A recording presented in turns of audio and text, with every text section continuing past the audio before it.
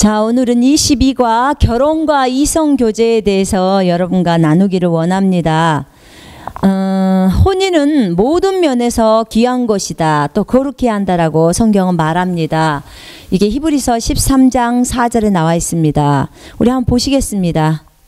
히브리서 13장 4절 말씀입니다.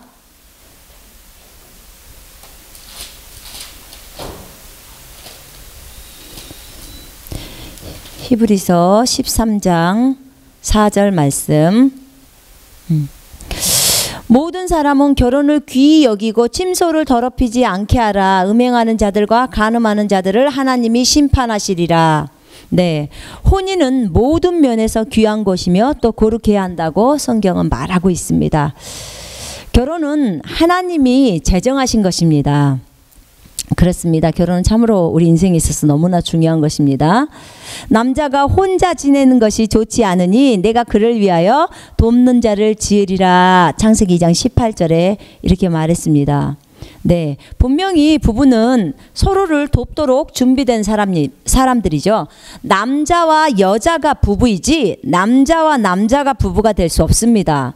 여자와 여자가 부부가 될 수 없습니다. 성경은 동성연애나 그것을 절대로 인정하지 않습니다. 하나님의 창조의 원리에 벗어난 결혼은 허용될 수 없습니다. 그것은 그들 스스로도 속으로 그의 양심에도 알고요. 그들 스스로도 그것이 부끄럽다는 것을 다 알고 있습니다. 왜냐하면 그건 우리 본성에 새겨져 있기 때문에 그렇습니다. 그렇다면 상대방에 무엇을 도와주는 걸까요? 이 하나님께서는 남자가 혼자 지내는 것이 좋지 않으니까 내가 그를 위하여 돕는 자를 지으리라 했을 때 창세기 2장 18절에 보면요. 제 킹제임스 성경으로 있습니다. 또 주 하나님께서 말씀하시기를 남자가 혼자 있는 것이 좋지 않으니 내가 그를 위하여 돕는 자를 지으리라 하시며, 여기서 돕는 자라는 이 에셀이라는 히브리어 말은요, 하나님이 사람을 돕는 것을 할 때도 돕는 자, 그 돕는 것에 대한 것으로 표현할 때도 에셀이 나오고요.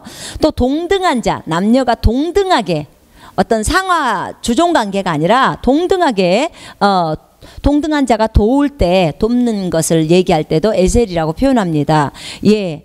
하나님께서는 우리가 창세기에 보면요, 창세기에 볼 때 뭐가 나오냐면 하나님께서 아담과 하와를 만드시고 둘이에게 똑같이 말씀하셨습니다. 뭐라고 말했냐면 1장 28절에 하나님께서 그들에게 복을 주시고, 즉 아담 하와에게 복을 주시고 하나님께서 그들에게 말씀하시기를, 아담 하와에게 말씀하시기를 다산하고 번성하며 땅을 다시 채우고 그것을 정복하라. 그리고 바다의 고기와 공중의 새와 땅 위에서 움직이는 모든 생물을 다스리게 하라 하시니라. 아담에게만 다스리라고 말하는 게 아니라 하와에게도 다스리라고 하셨습니다. 지금 하나님은 동등하게 남녀를 그렇게 말씀하셨어요. 그래서 여기서 2장 18절에서도 돕는 자의 역할은 서로가 돕는 거예요. 서로 상대방을 돕는 거예요.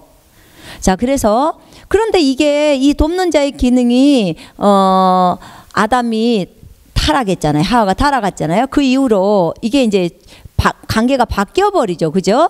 아내가 남편을 사모하는 관계로, 남편이 아내를 이제 다스리는 관계로 그렇게 바뀌어버리죠. 그러다가 이 죄악의 문제를 예수님이 오시고 나서 이제 관계가 회복이 되죠. 그죠? 예수님이 오시고 나서 이 모든 저주가 다 풀립니다. 다 풀리고 그것을 믿는 자들은 이제 그대로 진행이 되어져 가는 거지요. 그러면서 다 회복이 됩니다. 그렇기 때문에 여러분, 그리스도 안에서 남자도 없고 여자도 없습니다. 여러분 한번 묵상해 보십시오. 그리스도 안에서는 남녀가 없어요. 우리 모두가 교회예요. 그죠? 그리고 우리 모두는 예수님의 신부가 돼요. 남자도 신부가 됩니다. 자, 이렇게 해서 예수님께서 그 모든 것들을 이루십니다. 자, 그렇다면 자, 모든 인간에게는 하나님이 직접 예비하신 짝이 존재합니다. 이렇게 이제 두 번째 단락에 이제 나와 있습니다. 읽어보겠습니다. 우리가 태어나기도 전부터 하나님은 이미 우리를 아시고 나에게 맞는 짝을 준비해 두십니다. 참 신기하죠, 그죠? 예전에 우리의 부모들이 한 번도 보지 못한 짝을 자녀를 위해 예비한 것처럼 하늘 아버지도 자녀를 위해 짝을 예비하십니다. 하나님 아버지의 목적은 서로 도우며 우리가 그리스도의 장성한 분량에 이르기를 원하시는데, 이렇게 그 목적에 맞게 짝을 선정하시고 서로의 부족함을 채워줄 수 있도록, 그리고 서로가 자기를 부인할 수 있도록 환경을 안배하시고 이끄신다고 하셨습니다. 저희 아들이 그 천국에 갔었을 때요, 이제 자기의 짝을 봤대요. 하나님이 보여주시더래요. 근데 이제 천국에 여러 번 가서 보면서 4-5번을 봤다 그러더라고요. 근데 자기의 짝도 보고 자기의 자녀도 보여주시더래요. 미리. 그러니까 하나님 안에서는 다 있는 거죠, 그죠? 근데 이제 스크린을 통해서 그 자기의 자녀, 그다음 자기 좀 이제 나이가 있을 때 그런 모습들. 그때 왜냐면 그때 갔을 때는 이제 중학교 때 간 거잖아요. 전국에 올라갔을 때는. 근데 이제 미래의 자기 아내의 모습도 보이고 자기의 자녀들도 이제 보게 되었습니다. 자, 그런데 주님이 그런 얘기를 하시더래요. 내가 너희들이 태어나기도 전부터 서로의 짝을 다 준비해 놓는단다. 그 얘기를 하셨대요. 그러니까 하나님의 목적이 있어요. 짝을 예비해 주신 그 목적. 그러니까 보통 우리가 부부가 이 결혼을 하게 되면 그 서로 반대적인 성격들을 만나게 되잖아요, 그죠? 그러면 반대의 성격들을 만나는 사람들이 사실은 대부분이에요. 대부분인데 왜 그렇게 반대적인 성격을 만나고 또 내가 가지고 있지 않는 것을 상대편 남편이 가지고 있고 남편이 없는 것을 내가 가지고 있고 이렇게 왜 이런 부부를 만나게 되냐면 서로의 부족함을 채워주려고 하는 거예요. 그죠? 우리 부부는 한 몸이잖아요. 하나의 몸으로. 그래서 서로의 부족함을 채워주려고 주님이 이제 그렇게 안배하시는 거예요.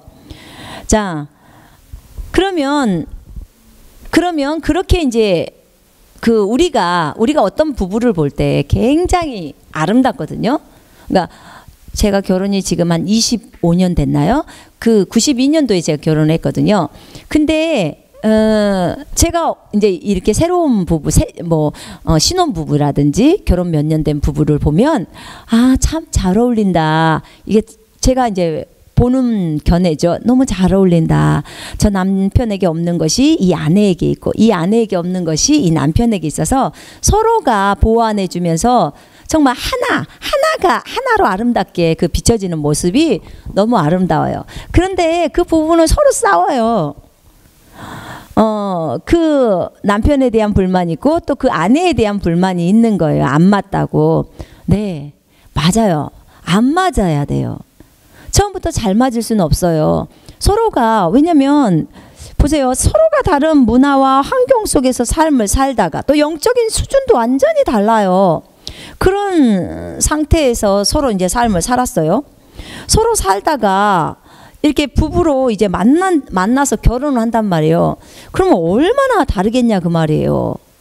저희 남편하고 저하고 싸움을 할 때 처음에 이제 결혼을 해갖고 싸움을 하는데 습관이 다르잖아요.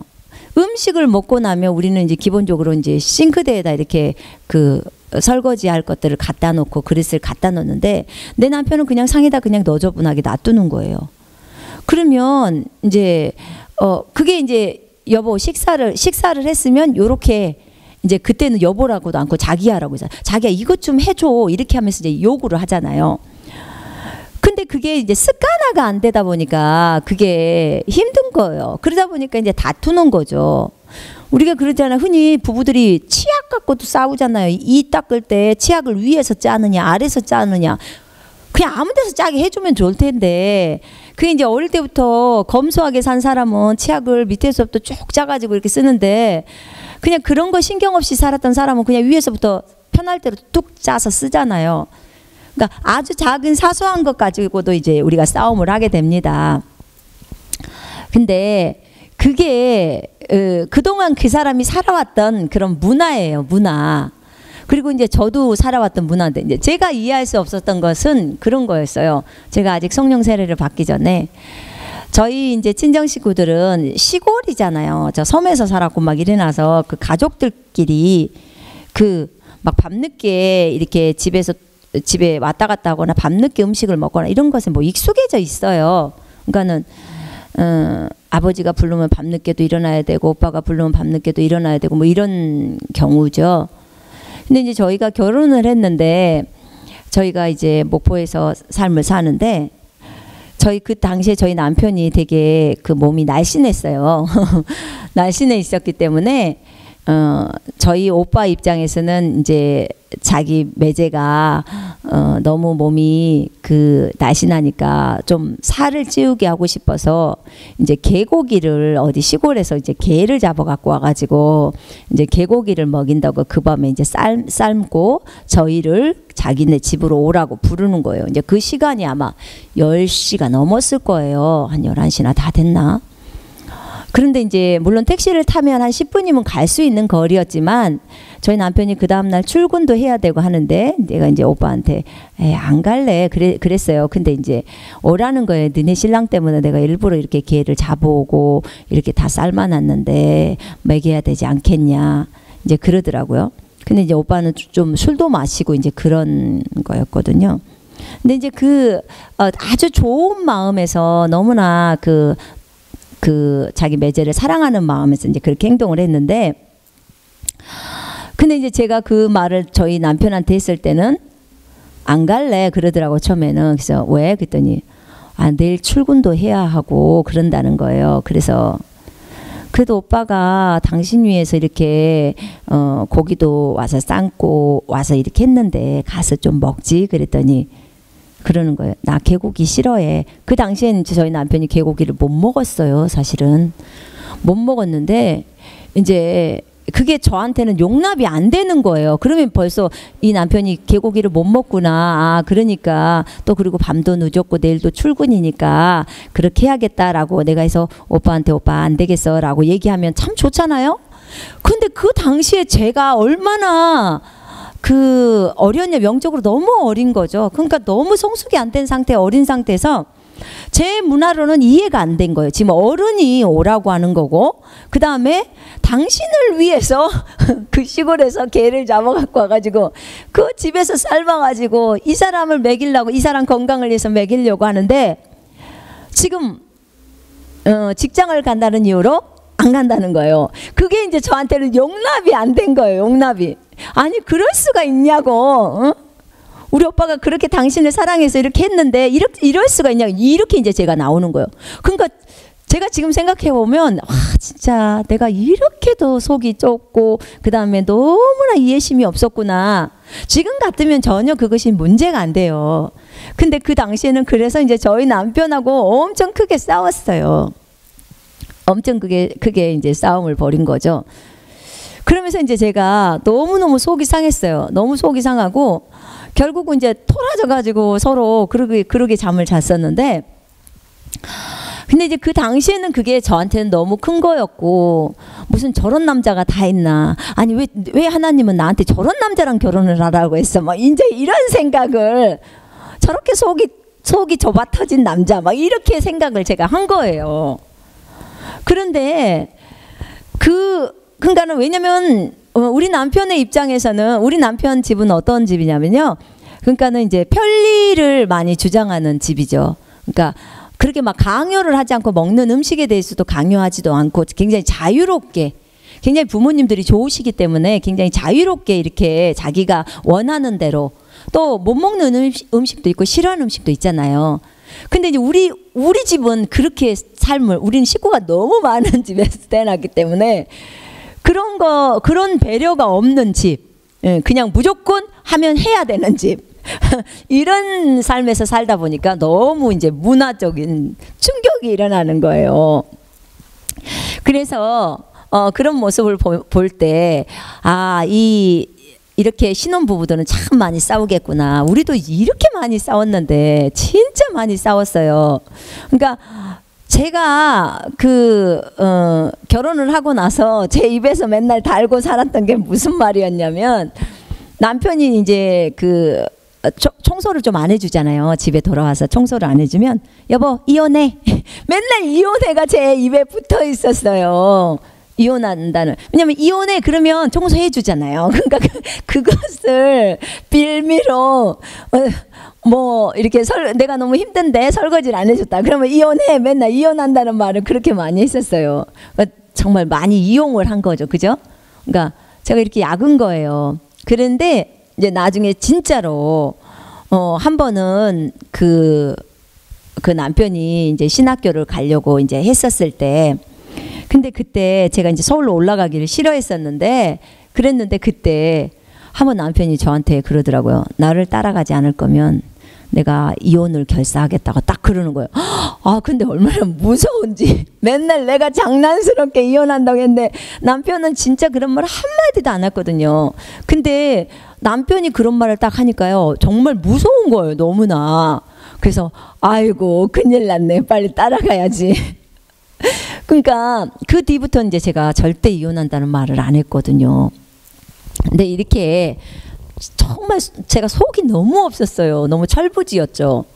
너무 철부지. 26살에 결혼해가지고 내가 너무 철부지였는데, 이렇게 서로 다른 문화와 환경 속에서, 그리고 영적으로 정말 너무 어렸어요. 22살에 제가 예수님을 믿고 그냥 한쪽은 세상에 한쪽은 그 교회에 이렇게 양다리를 걸치면서 살다가 이제 나중에 주님을 알게 되거든요. 주님을 정말로 성령 세례를 받고 알게 되는데, 근데 그러기 전까지 이제 주님을 알고 나서부터는 결혼 생활이 진짜 많이 달라졌는데요.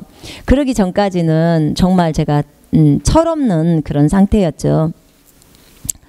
근데 이렇게 우리가 이 서로 다른 사람들끼리 만나가지고 우리가 이제 삶을 살 때, 하나님은 어찌됐든지 하나님이 예비하신 짝이라는 것에 대해서는 이제 저희는 알고 있지요.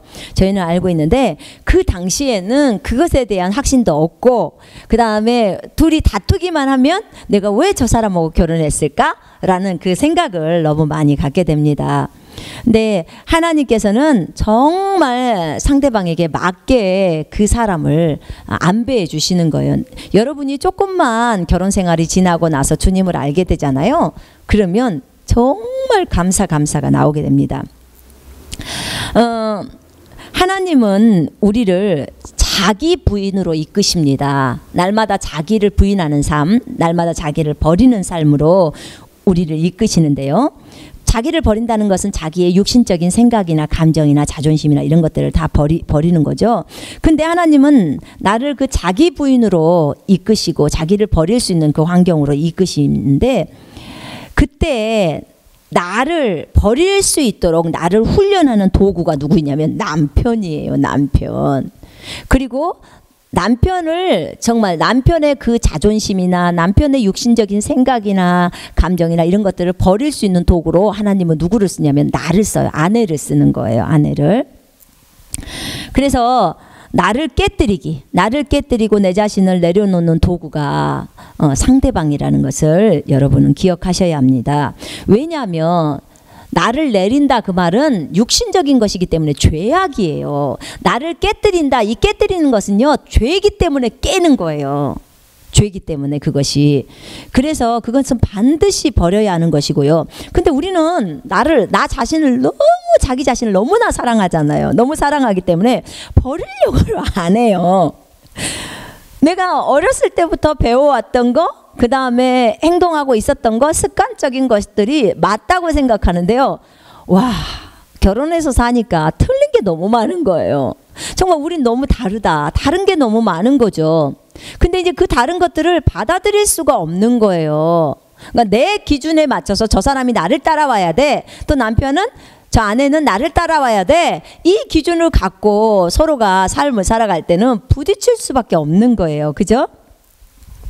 근데 이제 어찌됐든 간에 하나님께서는 상대방을 통해서 나를 내려놓을 수 있도록 이제 환경을 안배하셨잖아요. 그래서 하나님은 공의 하나님이시고 하시는 모든 일에 옳으셔요. 그렇기 때문에 우리에게 안배하신 그 환경이 다 옳다는 것을 여러분이 인정하셔야 돼요. 보험사의 그를 인정하라. 그리하면 그가 내 길을 지도하시리라.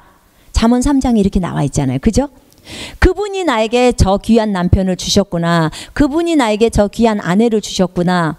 이걸 여러분이 받아들이시고 믿으셔야 돼요.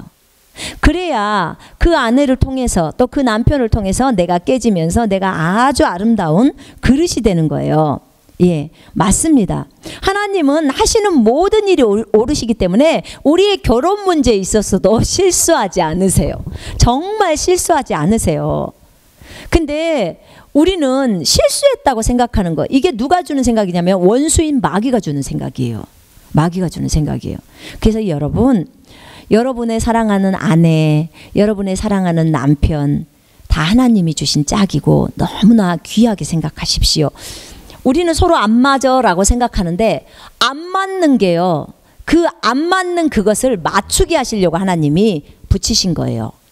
그러면은 안 맞아, 서로가 안 맞죠. 아까 그랬잖아요. 서로 다른 문화 환경. 제가요 흰 우유를 먹을 때가 언제였냐, 고등학교 때였어요. 저는 섬에서 살았어요. 신안지도라고, 전남 신안지도인데, 근데 이제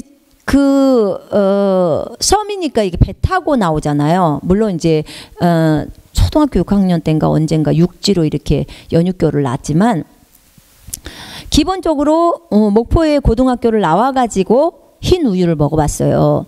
근데 이제 우리 남편은 서울에서 살았으니까 어릴 때부터 그 서울의 환경들에 접해 있잖아요. 근데 우리는 시골이니까 떡볶이나 뭐 순대나 저 이런 거 다 고등학교 때 먹어봤거든요. 그러니까 정말 다르잖아요, 환경이. 저는 어렸을 때 시골이라 막 그 바닷가에서 헤엄치고 바닷가에서 쬐끄만 개 있잖아요. 그런 거 개 잡고 뭐 갯벌에서 놀고 물살 타고 막 그러고 정말 그러고 삶을 살았어요. 농사도 짓고. 그런데 이제 남편의 삶과 제 삶이 완전히 다를 수밖에 없는 거죠. 이거는 문화 차이가, 이게 도시 문화하고 시골 문화의 차이점도 너무 많이 나는 거예요.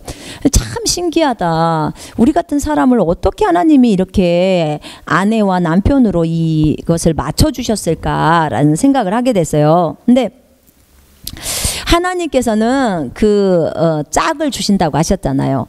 저희는 저희가 어떻게 만났냐면,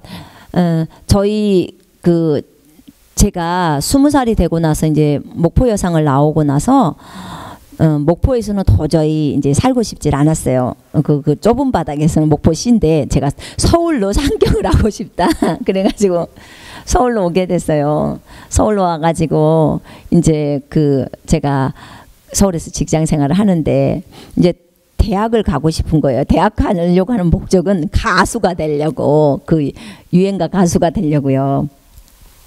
근데 이제 가수가 되려고 하다 보니까 대학에 가야 되잖아요. 강변가요제나 뭐 대학가요제를 나가고 싶었어요.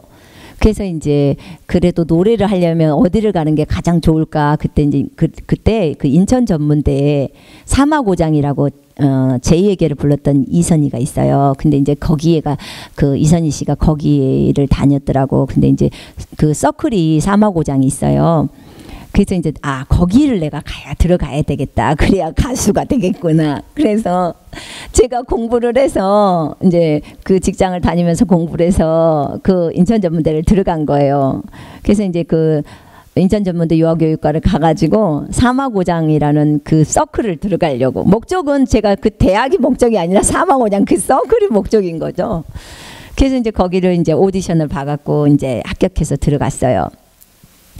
근데 무슨 서클에 이제 우리가 120명 정도가 왔더라고요. 10명을 뽑는다는데. 근데 이제 좌우전 그때는 그 붐이 뭐 대학가요제, 강변가요제 가는 거예요.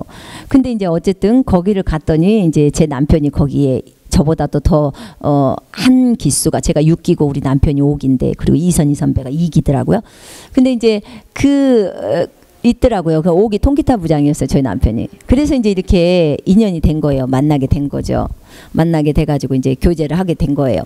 근데 사실은 이 과정 속에서 이제 하나님이 역사한 거죠. 왜냐하면 제가 좋아하는 스타일이 남편이 아니었거든요. 제가 좋아하는 스타일이 저는 이렇게 왜소하거나 몸이 그러니까 좀 날씬하거나 좀 여성스럽거나 이런 남자를 좋아하지 않고 막 좀 그 건강하고 막 이런 시골에서 자랐기 때문에 그런 남자애가 좋았지. 그러니까 제 스타일이 아니었던 거예요. 근데 어찌 됐던 제가 좋아하는 다른 남자애가 하나가 있었는데 그냥 제가 혼자 저 애는 괜찮다라고 이제 우리 서클에 하나가 있었는데 근데 이제 그 애를 좋다고 생각했는데 우리 남편이 이제 물어보길래 제가 나는 이런 남자애를 좋아해요. 이런 말을 했더니 이제 그 얘기를 제가 이 남편이 다른 사람한테 옮길까봐 제가 안 되겠다. 아유 저 선배가 저 옮기면 안 되는데 라고 해서 제가 그때 참 희한한 건요. 어떤 사람을 제가 좋아해야겠다고 마음을 먹으면요. 그 마음이 움직이더라고요. 저는. 그래서 이 선배를 내가 좋아해야겠다라고 생각을 했어요. 근데 이제 점점 마음이 좋아지기 시작하더라고요. 그러다가 나중에 근데 이제 저희 남편은 그 당시에 자기가 좋아하는 딴 선배가 있었어요. 물론 그 선배도 우리 남편을 좋아하지 않고 또 다른 선배를 좋아했죠. 이렇게 이제 이런 관계들인 거죠. 그러니까 서로 짝사랑하고만 있는 거지 뭐. 그런데 그러다가 이제 제가 한 3개월 정도를 학교를 다니면서 가요제도 나가고 막 굉장히 바쁜 생활을 하다가 이제 내가 이 선배를 좋아해도 이 선배는 별로 나를 안 좋아해. 그래서 이제 내가 같이 교문을 내려가다 그런 얘기를 했어요. 선배님 이제 나는 선배님 안 좋아해야겠다고. 그랬더니 갑자기 저한테 그때 카페를 좀 가재요. 그랬더니 막 돈가스도 사주고 막 그래요. 그랬더니 갑자기 저한테 사귀재요. 그래서 아니 왜 갑자기 이러냐고 그랬더니 네가 갑자기 그런 말을 하니까 내 안에서 이상하게 이 여자를 놓치면 평생 후회할 거라는 그 마음이 확 들어와 버리더래요. 자기한테. 이게 왜 이런지 모르겠지만 자우지간 우리 사귀자 이러더라고요. 그래서 이제 나중에 저희가 결혼하고 보니까 그 마음이 주님이 주셨던 마음인 거예요. 남편에게. 근데 이제 저는 그해 5월달에 이제 5월달에 저희 남편이 1학년이었을 때 저를 너 나랑 어디 좀 가자 그러더라고. 그때 사귀지도 전혀 않을 때죠. 근데 어디를 가요? 그랬더니 교회를 가자는 거예요. 그러니까는 자기네 교회에 무슨 청년부 모임이 있는데 저를 교회로 인도하는 거예요. 그러니까 저는 이제 그 전에는 어릴 때 크리스마스 때 떡 얻어 먹으러 몇 번 교회를 갔고 그리고는 안 갔거든요. 근데 이제 저희가 이제 그 교회에 가가지고 저희 남편의 아버지가 이제 저희 시아버지죠. 저희 시아버님이 저를 이제 복음을 전해줘가지고 제가 거듭난 거예요. 그러니까 참 저는 너무 감사하죠. 저희 아버님께도 감사하고 저희 남편에게도 이제 감사하고 평생 이제 저를 예수님께로 이끄는 역할들을 했기 때문에 이 고마움은 이제 이를 표현할 길이 없는 거죠. 근데 하나님이 이렇게 저와 남편을 만나게 하셨고 그 다음에 이제 그 남편과 결혼을 하게 됐어요. 근데 우리가 이렇게 많은 시간을 교제를 하면서도 또 나중에 결혼을 해서도 자주 싸우게 되었어요. 자주 싸우게 되었는데 그게 이제 그동안에 내가 살아왔던 환경들 또 남편이 살아왔던 환경과 문화들 그다음에 생각들 이런 것들 때문에 이제 싸우게 된 거죠. 그런데 결국은 하나님이 우리에게 요구하시는 것은 뭐였냐면 정말 아름다운 배필들을 서로 마련해 주시고 이 전라도 저 시골 처녀가 섬에 있는 처녀가 저 서울에 있는 사람하고 결혼을 할 수 있도록 이렇게 하나님이 인도하시는 이 인도가 너무 신기했어요. 제가 나중에 이제 알고 보고 나서. 근데 하나님은 우리가 비행기의 두 날개처럼 항상 아름답게 두 날개가 균형 있게 이렇게 날아가기를 원하시거든요. 그러니까 우리가 그렇게 성숙하기를 원해요. 한쪽 날개만 잘 날아도 비행기는 추락하잖아요. 두 날개가 함께 같이 날아야 되는 거거든요. 그죠? 네. 남편 한 사람만 잘하거나 부인 한 사람만 잘해서는 안 되고 각자 좋은 점이 서로한테 있잖아요. 그죠? 그렇기 때문에 서로가 서로를 세워주고 부족한 부분을 이렇게 보완해 주어서 두 사람이 함께 연합해서 아름답게 날기를 원하시는 것이 하나님의 원함이에요. 그래서 정말 하나님이 주신 범위 안에서요. 범위 안에서 부부가 이제 하나가 되는데 하나님의 주신 짝이 아닌 그런 짝을 만날 때도 있어요. 사실은 우리 부부가 이제 정말 짝인 것은 저희가 결혼해서 살면서 알게 되었고요. 이제 나중에 저희 아들이 이제 천국에 가서 천국에를 갔는데 이제 아버지의 면전회를 가게 됐어요. 근데 아버지의 면전에 갔을 때 정말 그분이 빛 가운데 계시기 때문에 제대로 볼 수도 없지만 나중에 이제 예수님이 이끌어서 갈 수 있었는데 아버지께서 그 얘기를 하셨다는 거예요. 이제 저한테 얘기를 하면서 엄마 하나님 아버지가 그러시더라고 그러면서 이제 얘기를 해주는데 내가 내 종 김천경과 손선미를 사랑한다. 내가 그 아이들을 태초부터 어떤 사역들을 위해서 계획했고 그 다음에 내가 그 부부가 이렇게 되어지기를 위해서 그렇게 준비했다라고 얘기를 하시더래요. 근데 이제 너무나 참 감격스러웠고 그런 얘기들을 들으면서 감사해서 많은 눈물을 흘렸다고 이제 저희 아들이 얘기를 하는 거예요. 그러면서 이제 그 천국의 도서관에서 명부를 보는데 도서관에 가면 명부가 있는데 천국에도요.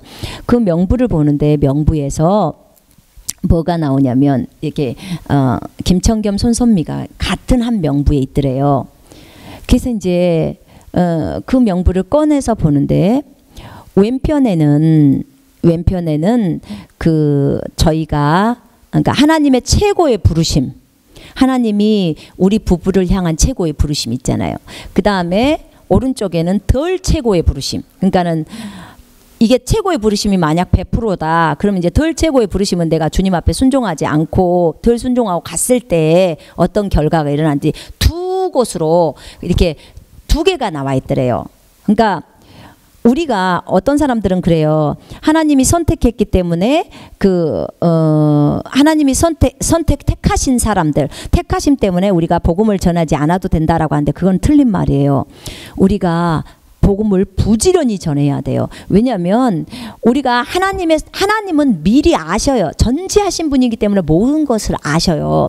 근데 하나님은 계획하심이 최고의 부르심, 우리를 부르시잖아요. 내가 너를 이렇게 쓸 거야라고 부르시지만 분명히 성경에서는 내가 너희에게 이렇게 할지라도 너희가 그것에 대해서 기도해야 내가 이것을 이루겠다라고 말씀하시잖아요. 그게 에스겔 36장 37절의 말씀이에요. 예, 이스라엘 백성에게 내가 이렇게 해줄게. 그러나 너희가 기도할 때 이렇게 해줄 거야 라고 말씀하시는 거예요.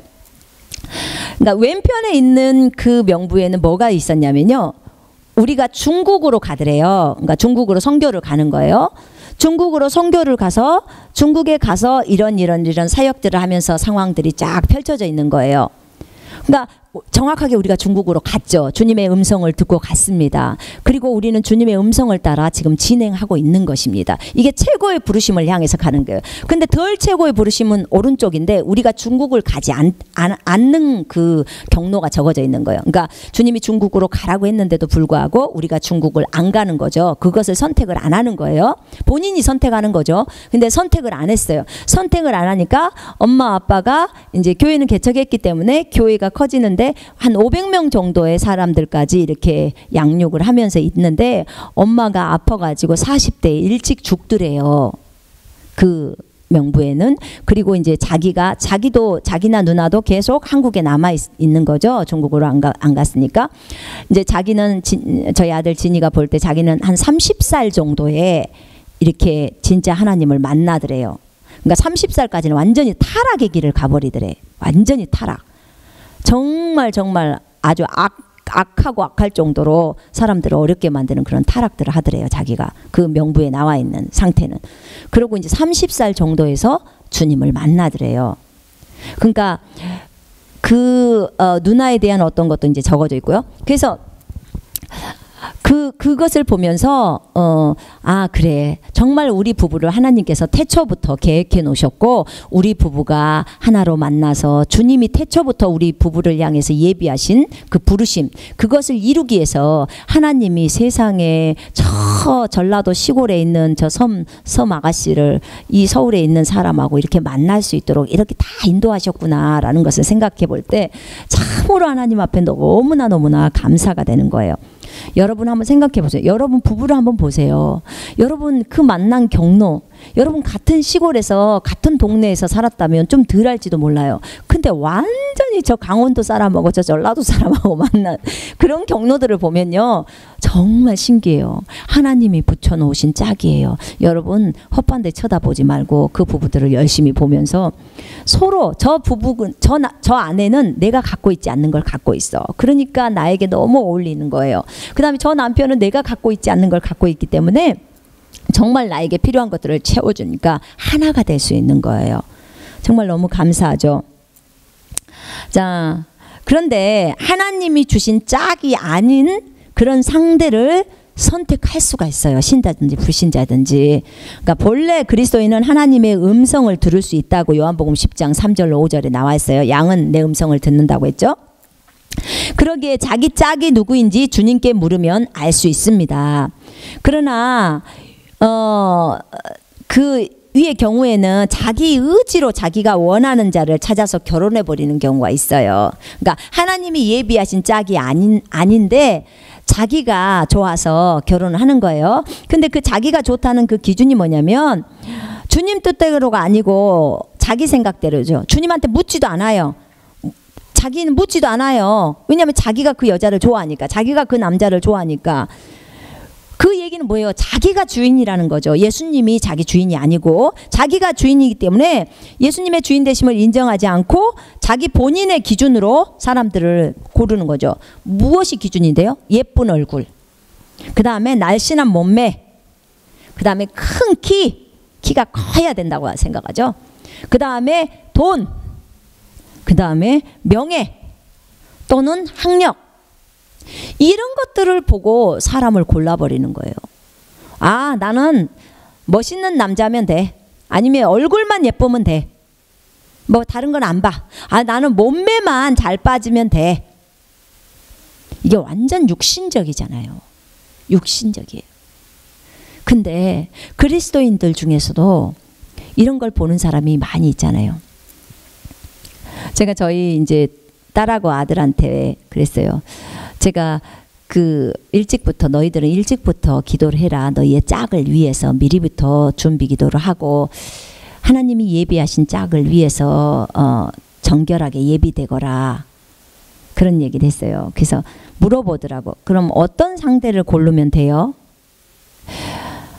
엄마, 얼굴이 예뻐야 되고 몸매도 예뻐야 되고 그래요? 그랬더니 내가 그랬어요. 얼굴은 결혼해서 한 달, 많아야 6개월이야. 얼굴 보는 건. 그거 보면 그 더 이상은 안 봐도 돼. 전혀 상관이 없어. 그렇기 때문에 얼굴 가지고 골랐다가는 큰일 나. 제가 그 얘기를 했어요. 그 육신적인 방법이기 때문에. 근데 음식 잘하는 사람은 오래 가더라. 남편이 잘 얻어 드시고 사니까 오래 가더라. 그런 얘기는 한 적이 있는데 제가 그랬어요. 상대를 고를 때 가장 중요한 것은 그가 예수를 믿는가 안 믿는가야. 예. 예수를 잘 믿게 되면 다른 부분들은 이렇게 다 커버가 돼요. 다 커버가 될 수 있어요. 그러니까 우리 분명히 성경에서는 이성교제를 할 때 신자는 반드시 그리스도인과 이성교제를 해야 된다고 나와 있잖아요. 그렇죠? 고린도전서 6장 14절로 18절에 빛과 어둠이 섞일 수 없다고 하면서 반드시 믿는 자와 결혼하라고 했어요. 그래서 제가 저희 딸한테 그랬어요. 사랑아, 네가 정말 예수를 잘 믿는 사람하고 결혼을 해라. 엄마는 그 사람의 돈도 보지 않을 거고 그 사람의 건강이나 이런 몸매나 뭐 이런 것도 안 봐. 그러나 엄마가 첫 번째로 보는 것은 그 사람이 예수를 잘 믿냐 이거 본다. 믿음만 있으면, 그 사람이 덜 건강해도 믿음만 있으면 다 건강 찾아. 예수 이름으로 명령하면 다 건강해지지 않니? 그 다음에 돈이 없어, 괜찮아. 믿음이 있으면 주님이 지혜를 주시기 때문에 돈이 오라고 하면 다 돈 와. 근데 진짜 믿음이 없으면 정말 그거 아무것도 안 돼 버리는 거야. 그래서 믿음이 있는 사람을 찾아라. 성격이 조금 덜 좋아도 그 성격도 믿음이 있을 때 하나님 앞에서 계속 깨지면서 자기를 버리고 가기 때문에 괜찮다. 그러면서 제가 그 사람이 하나님에 대해서 추구함이 있고 하나님을 아는 것, 그것에 집중되어 있는 사람을 골라라. 이제 제가 그랬어요. 근데 여러분 이거는요 그 중국에서 형제자매들이 이제 결혼한 상대방을 구할 때 저한테 물어보더라고요. 근데 이제 그 자매들이 이제 남자를 고를 때 선생님 어떤 사람을 골라야 합니까? 이래요. 그래서 이제 믿음이 좋은 사람에 대해서 얘기했어요. 근데 이제 이 아이들이 관심사가 이제 그 중국은 결혼할 때 집을 얘기하더라고요. 집이 있어야 돼요. 집을 그 얘기를 해서 제가 그랬어요. 하나님이 우리를 공평하게 인도하신다.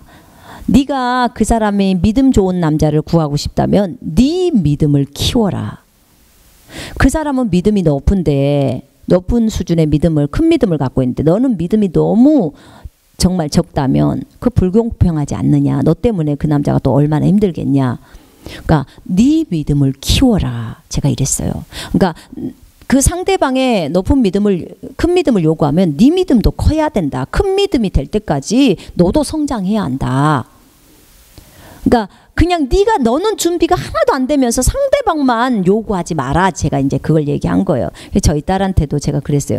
네가 상대방의 믿음, 좋은 믿음이 있는 사람을 원한다면 네 믿음을 키워라. 중국 친구들이 그런 얘기를 하더라고. 집을 요구해요. 그래서 그러면 너는 집을 준비했냐? 네가 왜 그 남자를 위해서 한번 집을 준비해 보지 않겠냐? 너는 그렇게 희생하려고 하지 않으면서 그 남자만 집을 준비해야 되냐? 그러니까 우리 안에 너무나 많은 이기심이 있는 거예요. 자기는 조금만 준비하려고 하고 상대는 많이 준비시키려고 하는 거. 근데 너는 내 이웃을 내 몸처럼 사랑하라고 했는데 너는 준비를 안 하려고 다른 사람만 준비를 시킨다는 것은 그 말씀에 맞지가 않다라고 얘기를 했어요. 그러니까 참 결혼을 할 때 남자들은 항상 더 큰 부담을 갖고 있겠지만 여자는 그냥 되게 편안한 상태일 수도 있잖아요. 근데 제가 말씀을 알다 보니까 그렇지 않구나.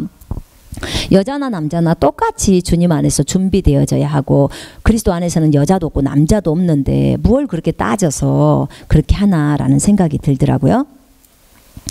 근데 이제 어찌 되었던 이렇게 하나님이 예비하시지 않는 본인의 생각으로 이쁘니까 그냥 저 여자 얻어서 결혼해버리고 그냥 몸매가 잘 빠졌다고 아니면 학력이 높다고 아니면 돈이 많다고 해서 이제 그 사람들을 선택해서 결혼한다면 참으로 불행한 인생을 살 수밖에 없어요. 그렇잖아요? 또 그 다음에 우리가 이제 결혼을 했을 때 한번 생각해 보세요. 내가 만약에 돈이 많다고 생각해 봐요. 근데 어떤 남자가 나를 선택할 때 돈이 많으니까 내가 저 여자를 선택했다. 그러면 기분 나쁠까요? 안 나쁠까? 난 정말 기분 나쁠 것 같아요. 진짜 나를 사랑해서 선택해야지. 내가 돈이 많다고 어떤 조건이 좋아서 선택한다? 그거는 진정한 사랑이 아니죠. 인간적인 사랑도 아니에요. 그거는. 그죠? 예. 그래서 정말 이 부분에 있어서 중요한 것은 하나님의 뜻 가운데서 진행하고 있느냐 이거예요. 하나님의 뜻대로 내가 하나님의 음성대로 그렇게 순종하고 있는지. 자, 그래서 자, 이렇게 이제 서로가 결혼을 해서 이제 만약에 산다고 생각해 봅시다. 부부가 이제 결혼을 해서 이렇게 살아요. 서로 다른 환경 속에 살다가 이제 결혼을 해서 삽니다. 그럴 때 혼자 살다가 이제 같이 살게 되면 굉장히 아까 많이 부딪힌다고 했어요. 왜냐면 먼저 남을 배려를 해야 되잖아요. 그죠? 자, 음식점에를 가도 이제 혼자 살 때는 나 혼자 먹으면 되지만 남편하고 같이 살 때는 남편을 위해서 젓가락도 놔줘야 되고 먼저 남편이 드시도록 해야 되고 이렇게 하잖아요. 그죠? 그러면 결국 결혼 생활은요, 나를 버리고 주님을 닮아가는 참 좋은 그런 훈련 프로그램이에요. 결혼 생활 자체가. 그러니까 나를 내리는 훈련이잖아요. 그죠? 나를 내리는 훈련. 그러니까 같이 먹고 같이 살고 그 단계죠. 그죠? 그래서 결국은 나를 더 성숙의 단계로 이끄는 그런 거죠. 그러니까 참 하나님 앞에서 우리가 삶을 살 때 이렇게 육신적인 남편하고도 삶을 살면서 육적으로도 살면서 이렇게 남편을 먼저 생각하고 배려하고 하는 것들이 많아야 되는데 하물며 이 영의 하나님하고 날마다 동거하면서 살면서 우리는 너무나 그 하나님을 배려하지 않고 사는 거죠. 주님하고 약속해 놓고 그 약속 지키지도 않고, 그죠? 주님 약속해 놓은 장소에 나와 계시는데 자기는 까마득히 모르고 그냥 잠자버리고. 너무 많아요, 그런 것들이. 근데 이제 이 결혼 생활을 통해서 저는 더 주님이 더 깊이 알아지더라고요. 근데 사실 결혼 생활은 자기 희생이에요. 자기를 버리는 삶이에요. 혼자 살 때는 참 편안하죠. 내가 원하는 대로의 삶이 많았죠. 근데 둘이 삶을 살게 되면 그 사람에게 맞춰주어야 하잖아요. 그죠? 그 사람의 눈치를 봐야 하고, 그러죠.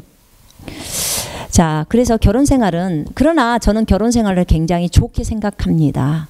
왜냐하면 결혼을 함으로써 내가 더 많이 깎아지고 내려지고 부셔지고, 그러면서 주님의 생각이 더 많아지는, 나를 정말 하나님의 그리스도의 장성한 분량으로 계속 향해서 갈 수 있도록 하는 정말 훌륭한, 주님이 우리를 위해서 예비한 훌륭한 그 프로그램이 결혼 생활이에요. 정말 저는 이걸 좋게 생각합니다. 우리도 싸우죠. 여전히 싸우기도 합니다. 저희 부부도. 근데 이제 예전에 그 싸움은 작은 말다툼 갖고도 굉장히 심각한데 지금은 큰 소리를 내도 금방 풀어져요. 왜냐면 이제는 알잖아요. 많이. 서로가 많이 알았어요. 자, 만약 청년 중에요, 결혼을 안 하려고 한다면 분명한 목적이 있어야 해요. 왜냐하면 성경에서는 하나님이 또 지정하신 것이 결혼이잖아요. 단순히 난 너무 귀찮아서 결혼 안 할 거야. 또 난 나를 부인하기가 싫어. 나를 내리기가 너무 싫어. 훈련받기 싫어. 이래서 결혼 안 하겠다. 이건 틀린 거예요. 여러분, 우리가 성숙하지 않으면 그리스도의 분량에까지 갈 수가 없어요. 하나님이 우리를 이 땅에 남겨놓으신 것은 여러분 성숙해지라고 남겨놓은 거예요. 그래서 이 땅에서 주님이 시키신 일, 그 일을 이루라고 남겨놓은 거예요. 그죠? 주님을 진정으로 아는 청년 중에, 그러니까 이렇게 그 훈련받기 싫어서 나는 결혼 안 해, 이런 부부, 이런 사람들은요 반드시 결혼해야 돼요. 결혼해서 많이 깨져야 돼. 본인이. 보세요. 밀을 한번 생각해 보세요. 여러분, 밀이 처음에는 거칠잖아요. 그런데 그 밀이 분쇄기 속에 들어가서 갈리면요 아주 부들부들한 밀가루로 바뀌어요. 다 깨져버려. 자기가 다 갈아져 버려. 자기 자신이 형체가 없어지는 거죠. 밀가루가 돼버리니까. 예, 주님은 우리가 그렇게 되기를 원하세요. 부부끼리 서로 부딪히면서, 모나니까 부딪히죠. 모난 데가 있으니까 부딪히죠. 이게 부들부들하면 어떻게 부딪히겠어요. 근데 뭐가 나니까 부딪히면서 다 깨지는 거예요. 서로가. 그러면서 내리는 거예요. 그러면서 아주 둥글해지는 거예요. 주님이 우리에게 원하시는 거죠. 그죠? 그러니까 나는 훈련받기 싫기 때문에 나는 결혼 안 해. 나는 자기를 부인하는 삶을 살기 싫기 때문에 안 할 거야. 이런 사람은 반드시 결혼하셔야 됩니다. 결혼하셔서 남편하고 부딪히면서 자기를 내리는 훈련을 하셔야 되고요. 시부모님들과 또 신우들과 친척 식구들과 부딪히면서 자기를 내리는 훈련이에요. 그 다음에 더 많이 훈련된 케이스는 어디냐면 자녀예요. 자녀는 하나님께서 나에게 주신 기업인데, 그 자녀를 낳게 되면 아침 일찍부터 일어나서 애들 젖줘야죠. 저 밤중에 저희 자녀가 저희 딸이 처음에 딸을 낳았는데, 딸이 저녁 때 제가 7번씩 일어났어요. 저녁에 7번 일어나면 1시간꼴로 일어나는 거죠. 1시간 못되게 일어나죠. 그럼 그렇게 1시간꼴로 일어나서 젖을 줘야 돼요. 그렇지 않으면 울어요. 그러니 이게 잠을 잔 것 같지도 않고 맨날 비몽사몽간인 거예요. 그죠? 정말 저희 딸이 6개월 때 12kg를 나갔어요. 그러니까 어머, 이거는 막 돼지 한 마리 키우는 것 같은 느낌이에요. 얼마나 무겁기는 무겁고, 교회 가도 누구도 다 잘 안 안아줘. 왜냐면 너무 무거우니까. 우리 시어머니가 3일인가 와서 3시간 봤나? 우리 딸을. 그러고는 3일 알아 누우셨어요. 그러니까 제가 다 담당해야 되니까요. 그 아이를 업고 다니다가 제가 허리 디스크가 와버린 거야.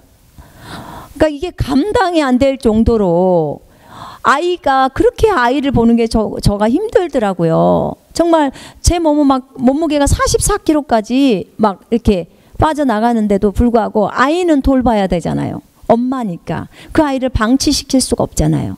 그죠? 그러니까 정말 많은 희생과 수고가 따라요. 이때 나를 버리지 않고서는 보세요. 아이는 울어요. 배고프다고. 근데 나는 몸을 가눌 수가 없을 정도로 힘이 들어요.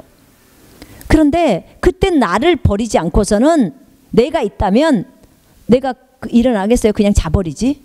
그러나 그 아이를 위해서 나를 딱 버리는 거예요. 그리고 일어나는 거예요. 그리고 그 아이의 필요를 채워주는 거예요. 이게 부모예요. 이게 엄마예요. 자녀들을 키우면서 많은 희생을 배우게 되는 거예요. 그러면서 제가 주님을 묵상하게 됐어요. 참 얼마나 감사한지. 우리 부모들이 얼마나 우리를 키우느라고 고생 많았구나. 정말 너무나 우리 부모님한테도 감사를 하게 됐었어요. 그러니까 이렇게 희생과 수고를 하면서 우리는 이제 자기를 버리는 것들이 진행해 가는 거지요. 그죠? 그런데 우리가 이제 청년들 중에서도 진정으로 주님을 아는 청년, 주님을 진짜 알아요. 아는 청년. 그 청년은 이미 자기를 버렸고 또 주님 때문에 자신의 미래를 주님께 올려드린 그런 청년들은요. 결혼을 내린 사람들이죠. 그런 사람들은 결혼 안 해도 돼요. 괜찮아요. 왜냐하면 본인의 은사가 그것이 가능하다면 정말 주님 나라를 위해서 그렇게 사세요. 누구처럼? 바울처럼. 하나님은 그런 사람에게 결혼을 요구하시지 않으세요. 그러나 그것이 아니고 정욕이 있다든지 또 하나님은 이 사람을 알잖아요. 너는 결혼 안 하면 안 돼. 너는 정욕이 있기 때문에 결혼 안 하게 되면 더 많은 범죄를 하기 때문에 결혼해라고 주님이 요구하실 때는 결혼하셔야 돼요. 결혼하셔서 하나님의 뜻을 이루셔야 돼요. 죄 가운데 있지 말아야 됩니다. 자, 하나님은 무엇이 그 사람에게 더 유익한가를 다 아셔요. 그래서 그 사람에게 맞게 요구하십니다. 주님은 그의 미래를 다 알고 계세요. 어떤 사람과 결혼해야 그 사람이 더 유익한지를 다 알고 계시기 때문에 하나님이 다 짝을 마련해 놓으신 거예요. 자, 이성교제에 대해서 얘기하겠습니다. 고린도후서 6장 먼저 보겠습니다. 고린도후서 6장입니다.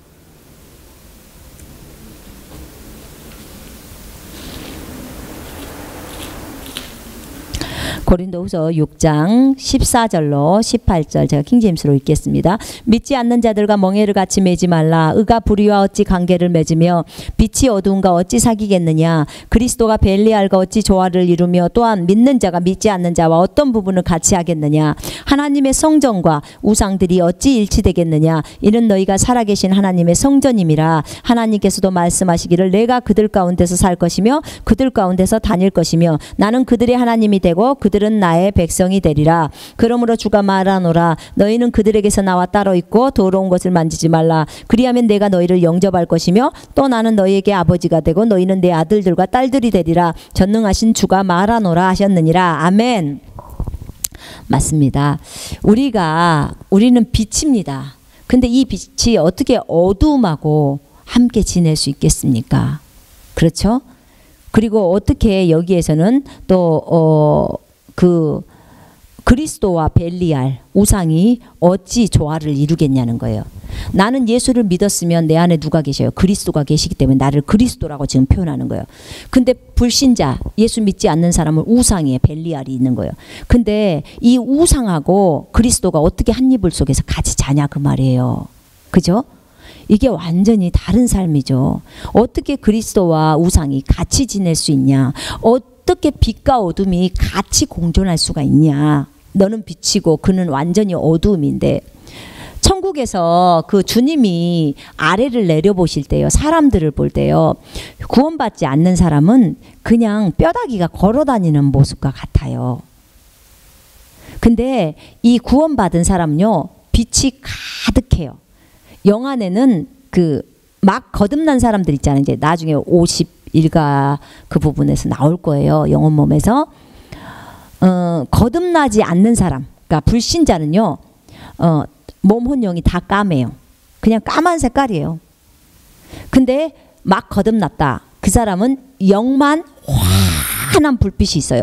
그래서 저 사람이 마귀도 알아요. 저 사람이 거듭난 사람인지 아닌지를 그냥 알아버리죠. 그냥 불이 환한데 영해요. 그 다음에 이제 더 자기를 부인하면서 사는 사람은 이제 혼외까지 불빛이 환하고 이제 육체까지 환하게 되죠. 그죠?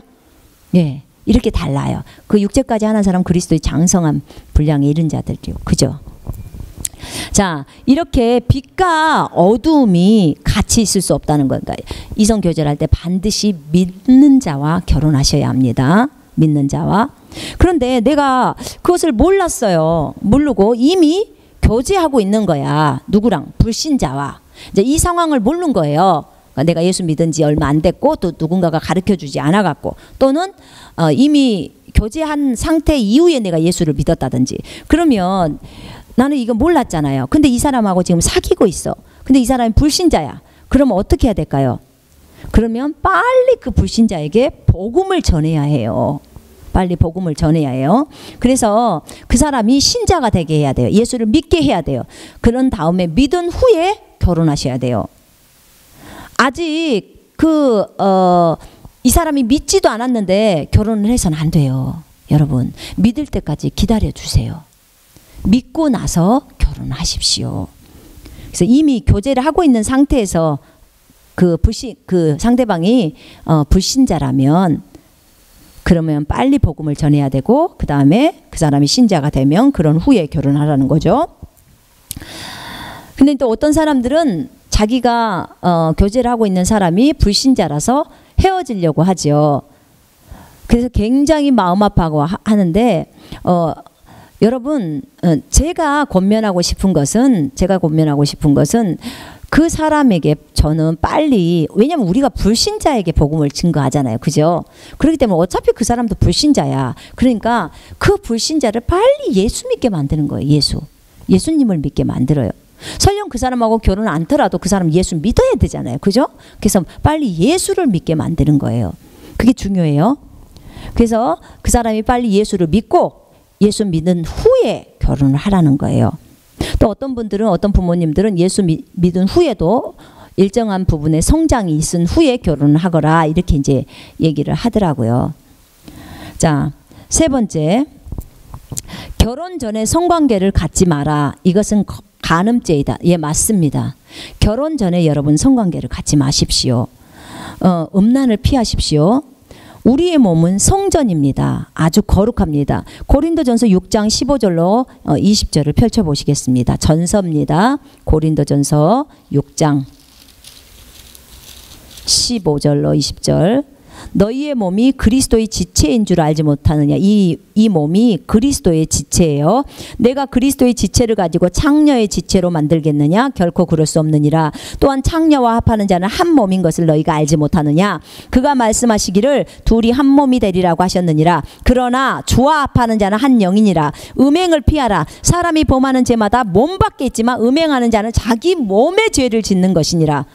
또한 너희 몸은 너희가 하나님으로부터 받은 바 너희 안에 계신 성령의 전인 것을 알지 못하느냐? 너희는 너희 자신의 것이 아니니라. 너희는 값을 치르고 산 것이니 그러므로 하나님의 것인 너희 몸과 너희 영으로 하나님께 영광을 돌리라. 이 몸이 하나님의 성전인데 이 몸으로 성적인 범죄를 했다는 거지요. 그죠? 그래서 결혼 전에 성관계를 갖지 말라는 거예요. 여러분, 제가 미리 말씀을 드리지만 우리 그 스킨십이라는 게요. 그렇잖아요. 결혼 전에 이제 사귀다 보면 손을 잡잖아요. 그죠? 손을 잡으면 자연스럽게 그 다음 단계로 어디로 가요? 이제 뽀뽀하게 돼요. 그죠? 이제 뽀뽀하게 되면 어떻게 돼요? 같이 잠자게 돼요. 여러분. 그러니까 애초에 이 관계를 갖지 마요. 애초에 스킨십 하는 것을 하지 말라고. 왜냐면 서로 손을 잡게 되면 같이 있고 싶어하고 같이 뽀뽀하고 싶어하는 마음이 생기잖아요. 그죠? 그래서 정말 제가 권면하고 싶은 것은 꼭 결혼할 사람을 사귀라는 거예요.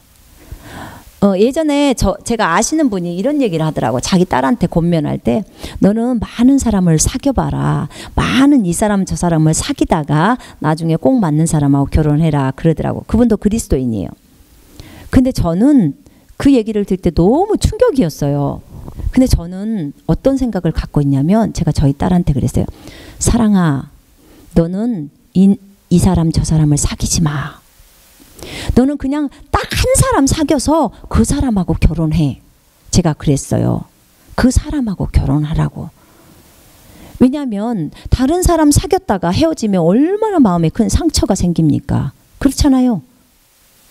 근데 그것을 자녀한테 권면을 하고 있어요. 부모가. 엄마가. 그것도 예수 믿는 분이. 근데 저는 그렇게 얘기를 했어요. 그냥 저희 자녀들한테 너희들은 다른 사람들 사귈 생각하지 마라. 그냥 처음 애초에 하나님 앞에 쭉 기도하다가 하나님이 사인을 이 사람이라고 서로가 주면 그때 사귀고 결혼해. 헷갈릴 필요도 없어. 제가 그렇게 얘기했거든요. 그래서 이 남자, 다른 남자, 이 남자, 저 남자, 이 여자, 저 여자랑 많이 교제를 해봐야지만이 안다고 하는 것은 좋은 방법이 아니에요. 그건 성경적이지가 않아요. 그건 세상적인 방법이죠. 육신을 따르는 방법이에요. 왜냐하면 보세요. 우리 육신의 부모들도 예전에 우리 부모들이 한 번도 보지 못한 자녀들을 위해서 짝을 마련해 주잖아요. 그죠? 그런 것처럼 하늘 아버지도 짝을 마련해 주시는 거거든요. 근데 보세요. 우리 자녀들이 실연당하고 오거나 이 남자랑 사귀다가 또 헤어지고 이런 모습들을 볼 때 부모의 마음이 좋겠냐 그 말이에요. 그죠? 꼭 결혼할 사람을 만나서 그 사람과 사귀면서 그리고는 결혼하는 게 좋죠. 저는 사귀는 것을 굉장히 오랫동안 끄는 걸 별로 좋아하지 않아요.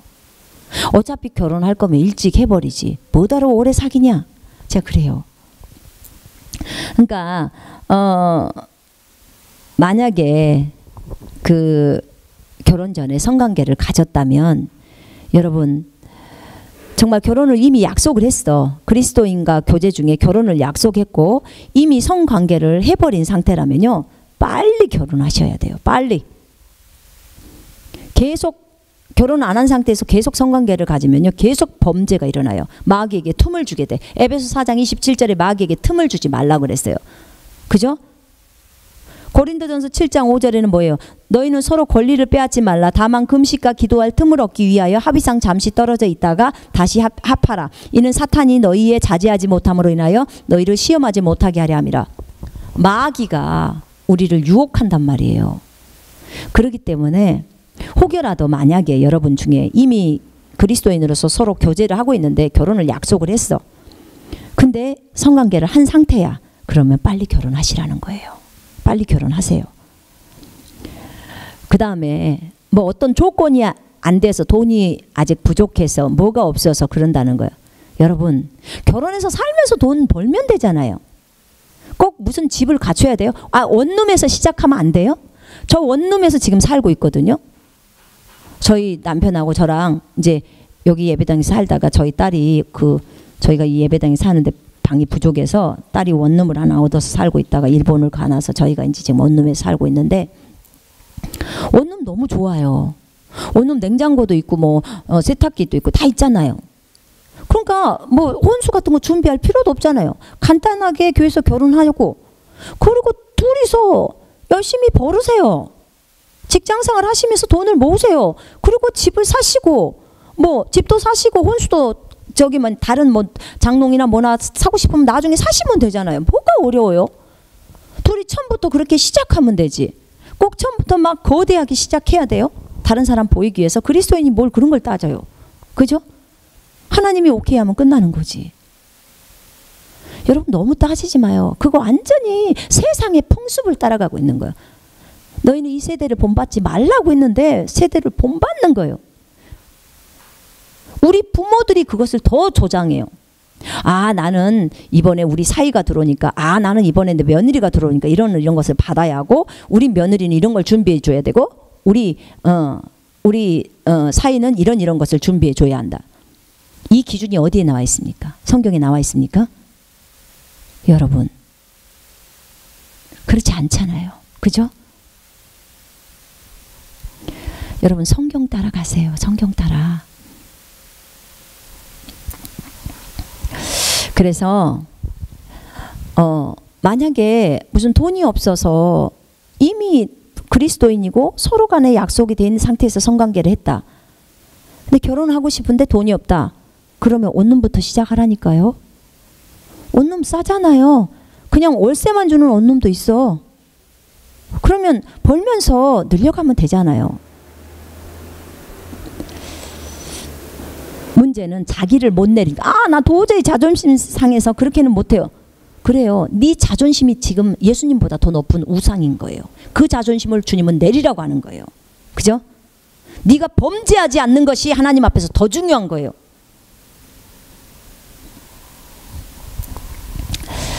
자, 5번째, 책임 있는 삶을 살아라 이렇게 말하고 있습니다. 책임 있는 삶을 살아라. 신중하라. 절제하며 살아라. 절제할 수 없다면 빨리 결혼해라. 맞습니다. 고린도서 7장 9절에 그러나 만일 그들이 절제할 수 없다면 혼인하게 하라. 정욕이 불타는 것보다는 혼인하는 것이 나으니라. 맞습니다.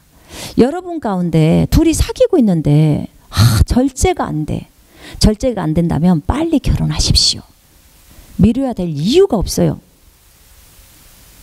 아니 나는 이 자매랑 사귀는데 이 자매가 너무 좋고 같이 잠을 자고 싶은 거예요. 같이 뽀뽀하고 싶고. 그러면 결혼하라는 거야. 빨리 결혼해. 결혼해서 실컷 뽀뽀하라는 거죠. 왜냐하면 하나님이 부부에게 너무나 아름다운 이 성행위는요, 부부에게는요 이미 하나님이 허락하신 범위예요. 그 안에서 즐기세요. 괜찮아요. 주님이 허락하셨으니까. 죄악만 저지르지 말고. 그런 거죠. 그래서 절제할 수 없다면 빨리 결혼을 하시라는 거예요. 질질 끌지 말고. 그러나 책임 있는 삶을 살아라. 만약에요, 여러분. 결혼 전에 그리스도인들끼리 사귀었어. 그런데 성행위를 했는데 이 여자가 임신을 해버렸네. 그럼 어떻게 해야 될까요?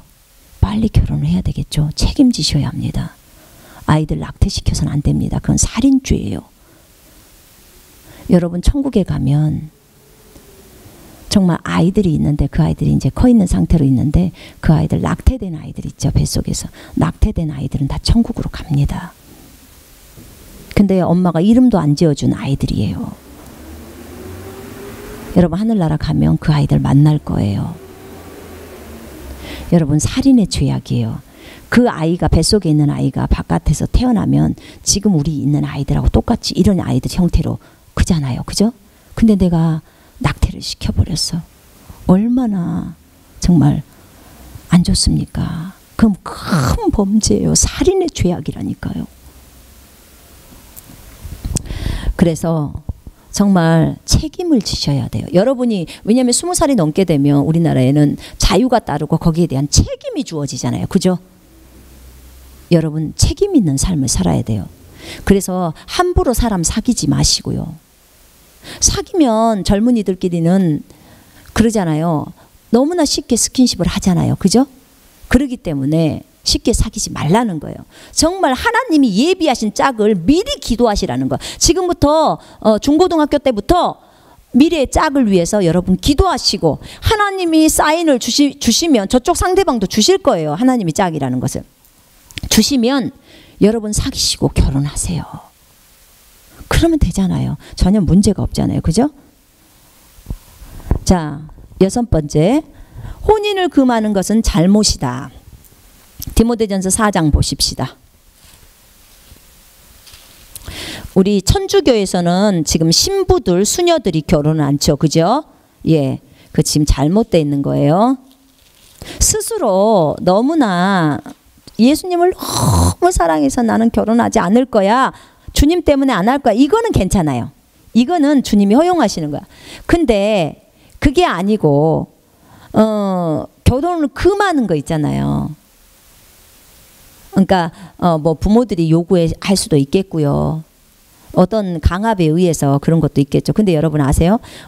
이 중세시대 때 수녀나 신부들이 그 성행위를 하고 싶어서 얼마나 많은 성행위가 이루어지고 나서 그 많은 아기들을 낳아가지고 그 방치해서 그 많은 애들이 죽었어요. 제가 어디 책에서 봤거든요. 그러니까 그들의 그 음란한 행위들 때문에 얼마나 많은 아이들이 죽어갔는지 몰라요. 그러니까 그들이 차라리 결혼을 하지. 왜 결혼을 안 하고 그 결혼을 금해서 오히려 그 많은 아이들을 살인을 시키냐 그 말이에요. 신부와 수녀들에게 있었던 일들이에요 이게. 자, 디모데전서 4장 1절로 3절 읽겠습니다. 이제 성령께서 분명히 말씀하시나니 마지막 때에 어떤 자들이 믿음에서 떠나 미혹하는 영들과 마귀들의 교리들을 따르리라. 그들 자신의 양심이 화인을 맞아 위선으로 그 짓을 말하리라. 혼인을 금하고, 혼인을 금하는 것은요 마귀들의 교리인 거예요. 미혹하는 영들이고, 음식을 상가라고 명하리니 이 음식은 하나님께서 진리를 믿고 아는 사람들이 감사함으로 받도록 지으신 것이라. 여러분, 그 음식에 대해서도요 우리는 야채만 먹어야 돼, 고기는 안 돼 라고 말하는 사람들 있죠. 그죠? 예, 예전에 뭐 안식일교회에서 그 안식일교회는 뭐 음식에 대해서 굉장히 많이 신경을 쓰잖아요. 근데 거기만 그 안식일교회뿐만 아니라 다른 데서도 마찬가지예요. 만약에 음식을 삼가라고 이렇게 명하는데 이 음식은 하나님께서 진리를 믿도록 아는 사람들이 감사함으로 받도록 지으신 거리라는 거야. 하나님께서 지으신 것은 모두 좋은 것이고 감사함으로 받으면 아무것도 버릴 것이 없나니 이는 하나님의 말씀과 기도로 거룩하게 됨이니라. 여러분, 음식이 더럽다고 생각하면 예수 이름으로 거룩해지라고 명령하시고 기도하시고 먹으면요 다 깨끗해져요. 보기에는 여전히 더러운 모습이 보이지만 4차원에서 이미 깨끗해졌어요. 이미 주님이 작업하셨어요. 그러니까 드세요. 전혀 몸에 무리를 일으키지 않아요. 이 말씀을 믿고 먹으면, 이 4장 5절 말씀을 믿으면 이 음식은 좋은 거예요. 주님이 우리에게 주신 것들. 근데 이 음식을 삼가라는 거예요. 어떤 사람들 그러잖아요. 돼지고기만 먹으면 안 돼. 소고기 먹으면 안 돼. 무슨 닭고기 먹으면 안 돼. 뭐 먹으면 안 돼. 주님이 주신 거래잖아요. 그럼 주님이 주신 건 좋은 거래잖아요. 왜 주님이 좋다고 하는데 안 돼, 안 돼, 안 돼. 왜 세상의 방법을 따라 사람들의 말을 따라 사냐 그 말이에요. 그죠? 지금 혼인을 금하고, 혼인을 금하는 거 주님이 지금 마귀의 교리라고 하는 거예요. 음식을 상가라는 거, 그것도 마귀의 교리라고 하는 거예요. 지금 미혹하는 영들이라고 말하는 거예요. 마지막 때 이런 유가 나온다는 거죠. 그래서 혼인을 금하는 것은 잘못이에요. 생육하고 번성해서 땅에 충만하라고 하나님이 명령하셨는데, 그러나 자기가 주님 때문에 결혼을 안 하겠다, 바울처럼 살기 위해서, 주와 복음을 위해서, 그거는 허용이 돼요. 괜찮아요. 그거는 성경이 말을 하고 있기 때문에. 7번째, 그거 외에 혼인을 금하는 건 안 된다 그 말이에요. 그 다음에 7번째, 소설책이나 야한 동영상을 보며 자의행위를 하지 마라. 예, 하셔서는 안 됩니다. 이게 죄악입니다. 왜냐하면 그거는 생각으로 지금 간음을 하는 거예요. 소설책이나 자의행위나 야한 동영상, 그러니까 야한 동영상을 보면서 자의행위를 하는 거, 그거 죄악이라고 말씀드립니다. 그냥 생각을, 어떤 생각, 다른 남자를 생각한다든지 다른 여자를 생각하면서 자유행위를 하는 거예요. 그건 뭐예요? 우리가 생각만 해도 죄를 저지른다고 했죠. 그죠? 예. 왜요? 왜요? 이 생각이 몸하고 연결됐기 때문에 몸에서 흥분이 일어나잖아요. 그죠? 네. 그렇기 때문에 그러는 거예요. 생각과 몸은 붙어 있어요. 여러분, 마태복음 5장에 나오잖아요. 생각만 해도 죄악이에요. 여러분, 이걸 아신다면 멈추세요. 더 이상 그런 행동을 해서는 안 돼요. 여러분, 야한 소설책 그만 보세요. 야한 동영상 보시면 안 돼요. 정말 여러분의 눈이 열려서, 한 번만이라도 열려서 야한 동영상을 한 번만 클릭을 쫙 했을 때 마귀가 여러분 속으로 쫙 들어가는 것을 한 번만 본다면, 그것을 볼 수만 있다면 여러분은 더 이상 그런 야한 동영상을 클릭하지 않을 거예요. 컴퓨터를 하다 보면 어떤 동영상들이 팍팍 뜨잖아요. 근데 호기심에 눌렀다가는 일 나는 거예요. 여러분, 영적인 세계는 치열해요. 그건 마귀의 공격이란 말이에요. 그러니까 왜 많은 사람이 이 음란의 이 중독에 빠지냐면 이게 마귀가 작용을 하기 때문에 그래요. 근데 문제는 내가 그 음란의 영을 예수 이름으로 대적을 하잖아요. 딱 대적하면 그는 떠나요. 근데 문제는 뭐냐면 내가 클릭을 하고 그것에 나를 내어주는 거예요. 또는 음란한 장면을 보고 그것을 생각했다든지. 여러분, 이건 중독이에요. 중독. 병에 걸린 거란 말이에요. 음란의 영이 나를 사로잡아버린 거라고요. 그럼 예수 이름으로 이제 대적하고 내쫓아야 되는 거예요. 그죠? 그리고 더 이상 그 음란 가운데 있어서는 안 돼요. 계속 야한 동영상을 보면서 아이고 이거 보면 안 되는데, 아이고 이거 보면 안 되는데 이러고 있으면 되겠냐고요. 뭐라고 했어요? 주님은 죄에서 떠나라고 말했어요. 주를 두려워하고 악에서 떠나라는 거예요. 그 음란 동영상에서 멀어지라는 거예요. 그 동영상 다 갖다 버리라는 거죠. DVD를 다 갖다 버리라는 거예요. 그 동영상 클릭하지 말라는 거예요. 이해되세요? 모든 소설책들 다 갖다 버리세요. 소설 보는 거 멈추세요. 그 마귀가 지금 하고 있는 거예요. 하나님과 원수되는 일이라고요. 그 일이. 근데 그 죄악을, 지금 이 음란이란 죄악은 정말 무섭게 사람들에게 뿌리 박히고 있는 거예요. 여러분, 혼인은 너무너무 귀한 거예요. 결혼에 있어서 혼인은 정말 정말 중요해요. 분명히 성경에서 혼인은 거룩하다고 얘기했어요. 그죠? 거룩해요. 거룩하니까 침상을 더럽혀서는 안 된다고 말하는 거예요. 예. 아내의 몸은 남편이 주관하고 남편의 몸은 아내가 주관하라고 성경은 말을 하고 있어요. 고린도전서 7장 전체에 혼인에 대한 내용들이 나와 있어요. 너무나 중요하기 때문에. 그런데 이곳에 음란이 많이 찾아들잖아요. 그죠? 그래서 정말 중요한 것은 우리가 젊은 청년 때부터, 저도 예전에 그 야한 소설책을 봤어요. 그냥 야한, 그러니까 일반 소설책이죠. 일반 소설책을 보다 보니까 소설책 안에 여러 가지 이상한 행동들이 많이 나오잖아요. 성적인 행동들이. 보다 보니까 재밌어. 그러니까 빌려보게 된 거예요. 그러니까 그러다가 그런 것에 빠지게 되는 거죠. 이게 순서예요. 근데 이게 마귀의 전략이에요. 전략. 근데 이제 그것을 가지고 있다 보면 어떻게 돼요? 나중에 행동으로 오게 돼요. 행동으로 나타난다고요. 여러분, 이것을 미리 지금부터 차단하셔야 돼요. 부모님들이요, 자녀들이 무엇을 보고 있는지 아십니까? 정말 심각한 거예요. 저는 정말 그 어린아이들이 유튜브를 보면서, 저 어린아이들이 조금만 잘못 클릭했다가는 이 야한 동영상들이 막 그냥 뜨는데, 저걸 어떻게 저거 방지를 해야 되는데 방지도 안 된 상태에서 아이들 다 핸드폰 주고 그 다음에 인터넷 다 될 수 있도록 해주면서 아이들한테 마음대로 마귀가 잡고 놀아버릴 수 있도록 완전히 다 오픈시켜주는 거예요. 이게 얼마나 심각한 일인데도 불구하고 그 심각성을 못 깨닫고 있는 거예요. 마귀한테 아예 넘겨줘 버리는 거예요.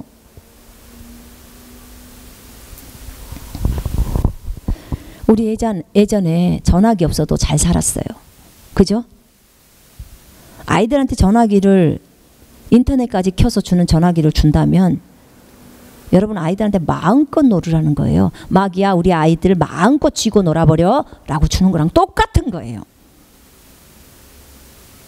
똑같다니까요. 게임 갖고 쥐고 놀죠. 음란 갖고 쥐고 놀죠. 여러분, 심각하게 생각하셔야 합니다. 또 결혼에 있어서요, 중요한 것은 뭐냐면 우리가 하는 행동 하나하나가 자녀들에게 영향을 미친다는 거 알아야 돼요. 영적인 세계에서는요, 심는 대로 거두는 것이 법칙이에요. 우리가 부부가 굉장히 중요하다는 것을 배웠어요. 예. 부부가 결혼을 해서 이제 성행위를 해요. 그런데 여러분, 우리 부부끼리는 성행위를 함에 있어서 음란한 동영상을 보면서 성행위를 하는 것이 하나님 앞에 합당할까요? 아니요. 절대 안 돼요. 절대. 제가 그래서 그 야한 동영상을 버렸어요. 우리는요, 이게 어디서 들어온 거예요? 우리 그리스도인들이에요. 근데 저 결혼하고 났더니 어떤 분이 괜찮다고 그러더라고, 교회 분들이. 근데 아니, 그걸 전혀 생각을 못했죠. 나중에 정말 오랜 시간이 흐른 다음에 알았어요. 그게 내가 간음하고 있는 거예요, 다른 남자랑. 그러니까 동영상을 보면서 성행위를 하는 거죠. 부부니까 부부에게 허용된 범위 안에서. 그런데 지금 동영상을 본다는 것은요, 지금 저 남자가 내 상상 속에, 머릿속에 있잖아요. 제가 말씀드리자, 믿음은 확고한 생각이라고. 여러분, 지금 생각 속에 누가 들어왔어요? 내 남편이 지금 들어와 있어요? 아니잖아요. 그죠? 여러분, 이게 얼마나 심각한 간음인 줄 아세요? 이게 큰 범죄예요. 그리고 그런 한 번 동영상이요, 내 머릿속에 찍히면 10년도 넘게 지워지지도 않아요. 마귀는요, 내가 본 것, 들은 것을 가지고 나에게 의심과 불신을 다 심어 넣어줘요. 나를 데리고 아주 장난질 해버려요. 근데 부부가 하나님이 분명히 결혼은, 혼인은 모든 면에서 귀하고 거룩한 것이라고 말을 했음에도 불구하고 침상을 더럽혀서는 안 된다고 말을 했어요. 그럼에도 불구하고 우리는 계속 그런 야한 동영상을 그 부부가 같이 보면서 그리고는 내 머릿속에는 온통 더러움으로 가득 차 있으면서 벌써 음란한 짓을 다 하고 있는 거죠. 이게 우리가 정말 거룩한 부부의 삶일까요? 하나님하고는, 하나님 보실 때는 완전히 더러움에 가득 차버린 거예요. 근데 이것이 어디로 들어왔냐? 교회 안에 형제 자매들한테 들어온 거예요. 이게 지금 세상에서 하는 그 행동이잖아요. 세상에서 하는 거. 세상의 것들을 갖고 교회로 다 들어와요. 어느 날 제가 중국에서 세탁기로 빨래를 해갖고 이제 빨래를 넣는데, 중국은 뭐 바깥에다 이렇게 속옷도 넣고 다 그러거든요. 그런데 주님이 저한테 뭐라고 하냐면 속옷을 정리하라는 거예요. 그래서 네가 네 팬티 중에서 네 자녀가 그 팬티를, 빨래가 널어진 것을 봐도 부끄럽지 않은 팬티만을 입으라는 거예요. 그러니까 자녀가 봐도 될 동영상이면 보라 이거예요. 여러분 자신 있어요? 자신 없죠? 그 음란한 동영상을 자녀들이 여러분하고 같이 볼 수 있냐 그 말이에요.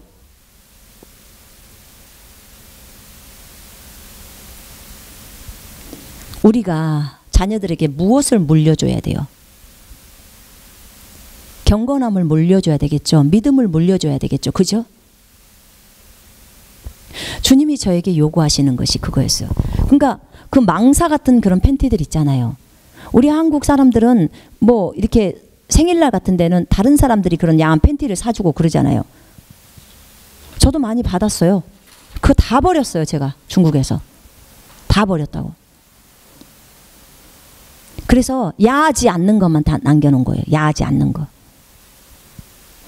아이들이 팬티가 널어지는 것을 또 자기들이 팬티를 개잖아요. 빨래를 다 하고 나면 또 아이들이 빨래도 개고 하니까 팬티를 개도 전혀 이상이 없는, 전혀 그 아이들 마음에 꺼리지 않는 그런 속옷, 그걸 남기라는 거예요. 하나님은 나에게 이렇게 아주 세밀한 것까지 경건하기를 원하시더라고요. 그러니까 고린도 7장에 제가 그런 부분들을 보면서 저도 많이 반성하고, 아, 이런 부분들이 내가 너무나 마귀한테 넘겨줬구나, 이런 것들을 이제 발견했던 거죠. 고린도서 7장 5절 말씀에 따라 부부는 항상 함께 있어야 합니다. 여자의 몸을 7장 3절부터 4절 잠깐 보겠습니다. 남편은 아내에게 합당한 애정을 주고 아내도 남편에게 똑같이 하라. 보면 결혼에 있어서 아내의 몸은 남편이 주관하고 남편의 몸은 아내가 주관한다는 거예요. 그죠? 그 말이 무슨 말이냐면, 남편이 아내랑 성행위를 하고 싶을 때 아내에게 요구하면 아내는 들어줘야 된다는 거예요. 그 다음에 아내가 남편에게 성행위를 요구했을 때 남편이 하기 싫어도 아내를 위해서 들어줘야 된다는 거예요. 지금 이 말이에요. 에? 그 서로의 자기의 그 이기심만 채우고 욕망만 채우기 위해서 그런 것이 아니고, 아, 난 너무 피곤해 싫어요, 이렇게 하지 말고 그 남편이 원할 때 그 남편의 필요를 충족해주고 그 아내가 원할 때 그 아내의 필요를 충족해주라, 지금 이 말이에요. 지금 결혼의 부분에서 설명할 때. 그 다음에 두 번째, 부부는 함께 있어야 된다고 했죠. 예, 함께 있지 않으면 마귀가 틈을 타요. 그러니까 언제만 좀 떨어져 있으라는 거예요. 합의상 잠시 떨어져 있을 때가 언제예요? 기도와 금식할 때. 금식할 때. 금식은 주님 앞에 집중하는 거잖아요. 그죠? 주님을 섬기는 거예요. 금식은. 그래서 금식할 시간, 그 다음에 기도할 시간, 그거 외에는 같이 합해서 같이 함께 자라고 하는 거예요. 함께 생활하라는 거죠. 예. 제가 중국 친구들을 보면서 참 마음이 아팠던 게 뭐냐면, 중국에 갔더니 부부가 떨어져서 사는 사람이 너무너무 많아요. 이 남자는 다른 성에, 자기 남편은 다른 성에 가서 돈을 벌고 아내는 농촌에 있다든지 이런 경우 있잖아요. 또 아이들은 전부 농촌에 부모님들이 키우고, 그 다음에 농촌에 할머니 할아버지가 키우고, 부부는 또 외지에 나가서 있다든지 이런 경우도 너무 많고요. 그러다 보니까 이혼율이 너무너무 많은 거예요. 다른 여자, 다른 남자를 찾는 경우가 너무 많은 거예요. 부부가 떨어져서 생활하다 보니까 1년에 한두 번 설 때, 그럴 땐 만나는 거거든요. 그러니까 문제가, 성경 말씀에 따라 문제가 많이 일어나는 거죠. 자, 거기 분명히 나왔어요. 혼인은 거룩하고 귀하다. 세 번째, 침상을 더럽혀서는 안 된다. 서로 간에 투명하고 거룩하라. 서로를 소홀히 여기지 마라. 서로 관심을 가져줘라. 예, 서로 관심을 가져줘야 됩니다. 거기에 만약 간음의 죄를 지었다면 하나님께 회개하고 그 길에서 완전히 돌아서라. 상대방에게 사실대로 말하고 용서를 구해라. 상대방은 자기를 모든 죄에서 구원하신 예수님을 생각하고 그를 용서하고 받아줘라. 예수님은 우리가 음행의 죄를 10번 짓더라도 진심으로 예수님께 깨닫고 회개하고 돌아오면 그분은 받아주신다. 예수님이라면 어떻게 하셨을까를 생각하라. 저도 이 죄악에 빠진 적이 있었어요. 정말 부끄러운 고백이지만, 우리가 2004년도에 중국에 갔을 때, 그 중국에 가서 이제 우리 부부가 부흥을 했어요. 근데 제 안에서 하나님께서, 그 전에 한국에 있었을 때 제 안에서 남편에게 고백을 하라고 했어요. 근데 이제 한 번 고백을 했는데 제 남편이 그것을 이제, 제가 부끄러워서 제대로 고백은 못했지만 남편이 제대로 듣지를 않았어요. 근데 이제 중국에 가서 그때 간지 얼마 안 됐을 거예요. 간지 얼마 안 됐는데, 그 당시에 이제 저희가 이 인터넷, 그러니까는 그 어디죠? 그 컴퓨터에 통해서, 그때 온누리교회인가 어떤 목사님이 어디서 외부에서 오셔가지고 이제 설교를 하시는데 굉장히 은혜를 많이 받았어요. 그 이제 저희 부부가 같이 그 인터넷 설교를 들으면서 굉장히 은혜를 받았는데, 그때 주님이 저에게 말씀을 한 거예요. 뭐라고 하냐면, 네 안에 있는 것을 고백해라, 남편한테 그러더라고. 근데 그때 한국에 있었을 때 남편한테 고백하라고 말을 했을 때, 그때는 이미 이제 제가 성령 체험을 한 뒤였죠. 성령 체험을 한 뒤라서, 주님, 제가 이런 고백을 남편에게 한다면 남편이 나랑 이혼하자 그러면 어떡해요? 물론 과거의 죄악이지만, 그러나 나에게 이혼한다고 하거나 나를 받아주지 않는다면 나는 어떻게 되는 것입니까? 정말 두렵고 무섭습니다. 이렇게 이제 주님께 말씀을 드렸어요. 주님, 나는 이 사실을 그냥 무덤에까지 갖고 갈래요. 주님하고 저하고만 알면 되잖아요. 제가 그랬어요. 근데 성령님은 자꾸만 저에게 그 내용을 남편한테 고백을 하라는 거예요. 남편한테 고백을 하는. 난 너무 어려운데 그 마음이. 근데 이제 제가 그 중국에 가서 이제 그날 같이, 주일날이었던 것 같아요. 주일날 같이 남편하고 저랑 단둘이만 있었어요.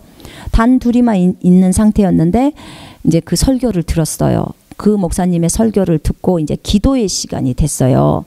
이제 설교 듣고 나면 우리는 꼭 10분 정도를 이렇게 그 헌신 기도를 하거든요. 같이 둘이 설교를 듣고 주님 앞에서 막 헌신 기도를 하면서 눈물로 막 우는데, 하나님이 지금 이 시기니까 고백하거라 그러더라고요. 근데 나는 그 당시까지 성령님을 이해할 수가 없는 게, 주님 왜 이걸 자꾸 내 죄악이고 내 정말 그 치부고 어렸을 때부터 많이 당했던 어려움들이고 만 이런데 이것을 드러내게 하십니까? 그게 너무 싫었지만 주님이 자꾸 하라고 하니까 안 할 수가 없었어요. 그래서 제가 그날 우리 여보한테 그 얘기를, 제가 잘못했던 것들을 다 말을 했어요. 여보, 저를 용서해 주세요 하면서 제가 이 간음했던 사건들을 다 얘기를 했어요. 얘기를 다 했어요. 이런 죄악에 대해서. 어릴 때부터 그런 죄에 빠져 있었던 것들이랑 다 얘기를 했어요. 그런 얘기를 하면서 막 울면서 너무 미안하다고, 나를 용서해 달라고 그러면서 내가 남편한테 진심으로 용서를 구했어요. 근데 난 정말 남편이 나를 버릴 줄 알았어요. 남편이 나를 받아주지 않을 거라고 생각했어요. 그런데 남편이 곧바로 나오는 얘기가, 자기가 막 울어요. 그 얘기를 들으면서. 나도 정말 많이 울었는데 남편이 막 울면서 자기 잘못이라고 하면서 자기도 과거에 잘못됐던 것들을 다 저한테 얘기를 하는 거예요. 자기도 음란의 죄악을 저질렀던 것들에 대해서 다 얘기를 하는 거예요. 근데 그날 우리 부부는 서로를 용서하게 되었어요. 서로를. 그러니까 완전히 두 사람이 완전히 투명해져 버린 거예요. 그러니까 조금도 내가 남편에 대해서 숨기는 게 없어요. 그러니까 남편도 나에게 그 부분에 있어서 숨기는 게 없는 거죠. 완전히 투명해져 버린 상태.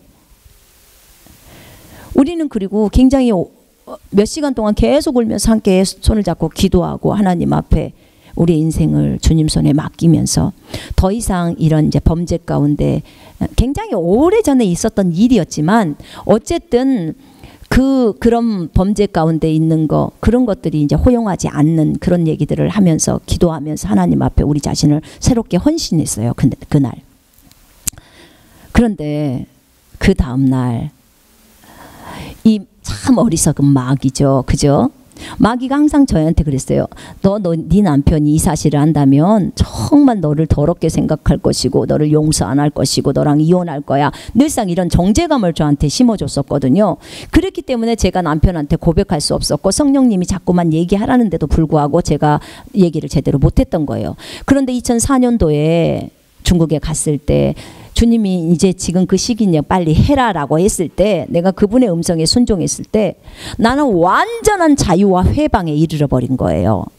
더 이상 마귀가 나를 그 다음 날부터는 정죄를 안 해요. 왜요? 이미 내 죄악이 다 남편 앞에 까발려져 버렸잖아요. 그죠? 내가 스스로 말해버렸잖아요. 근데 성령께서 이미 남편의 마음을 움직여놨던 거예요. 그래서 성령님이 우리한테 요구하셨던 거예요. 남편은 이미 다 나를 용서할 수 있는 준비가 다 되어 있었던 거예요. 또 내 마음 안에서도 남편의 어떤 죄악도 내가 다 용서할 수 있는 마음이 되었기 때문에 남편이 말을 했었을 때도 물론 그 내용들이 조금은 충격적이었어요. 그러나 내가 남편을 다 용서할 수 있어요. 왜냐하면 남편도 나를 다 용서했잖아요. 그러니까 성령님께서 무엇을 우리에게 요구하셨을 때는 이미 상대방을 다 준비시켜 놓았으니까 그걸 하라는 거예요. 여러분, 우리는 주님을 믿어야 돼요. 주님이 그렇게 요구하실 때는 그렇게 행동하셔야 돼요. 우리가 그렇게 서로 간에 부부가 부흥을 한 거예요. 부흥을 그날 밤, 그날 예배를 통해서 부흥을 했을 때 우리 부부가요, 그 사랑의 간격이요, 만약에 그 전에는 이렇게 벌려져 있었다면 완전히 붙어져 버리는 그런 사랑의 간격이 돼버리는 거예요. 그러니까는 우리 부부간에 굉장히 부부가 서로 사랑하는 거예요. 그날 이후로는 너무너무 남편이 사랑스럽고 남편은 저를 너무너무 사랑해 주는 거예요. 그리고 이제 부부관계에 있어서도 성행위에 있어서도 마찬가지예요. 너무나 나를 많이 사랑해 주는 거예요. 그러니까 이거는 마음적으로도 육체적으로도 너무나 아내를 사랑하고 저도 남편을 사랑하게 되고, 이게 주님이 원하시는 부흥이 아닌가 모르겠어요. 그 뒤로 서로가 서로를 위해서 더 많이 기도하게 되고 더 주님께로 가까이 가기를 위해서 서로가 서로를 위해서 기도해 주고, 정말 그 뒤로 우리 부부가 이 영적인 대화를 정말 많이 했어요. 밤이 꼴딱 새버려요. 우리 부부가 얘기를 하면서 이렇게 밤샌 적이 여러 번 있었어요. 그렇게 영적으로 친구처럼 지냈어요. 너무나 행복한 거예요. 근데 그 부흥은 누가 인도해 주셨냐면 성령님이 인도해 주신 거예요. 그 다음날 주님이 저한테 딱 그러시더라고요. 야고보서 5장에 내가 너에게 말했던 게 야고보서 5장에 있었어. 그렇게 딱 얘기를 해요. 그래서 아 그래요? 그랬더니 야고보서 5장을 펼쳤어요. 그랬더니 5장에 거기 있잖아요. 야고보서 5장에 보면요. 그러므로 너희는 서로 죄들을 서로의 잘못들을 자백하며 치유를 위하여 서로 기도하라. 의인의 효과적이고 열렬한 기도는 역사하는 힘이 많으니라. 그랬죠. 믿음의 기도는 병든 자를 구원하고 주님이 일으키시고 죄를 범해서도 그를 용서한다고. 그리고 서로 잘못들을 자백하라고 하는 거예요. 자백하면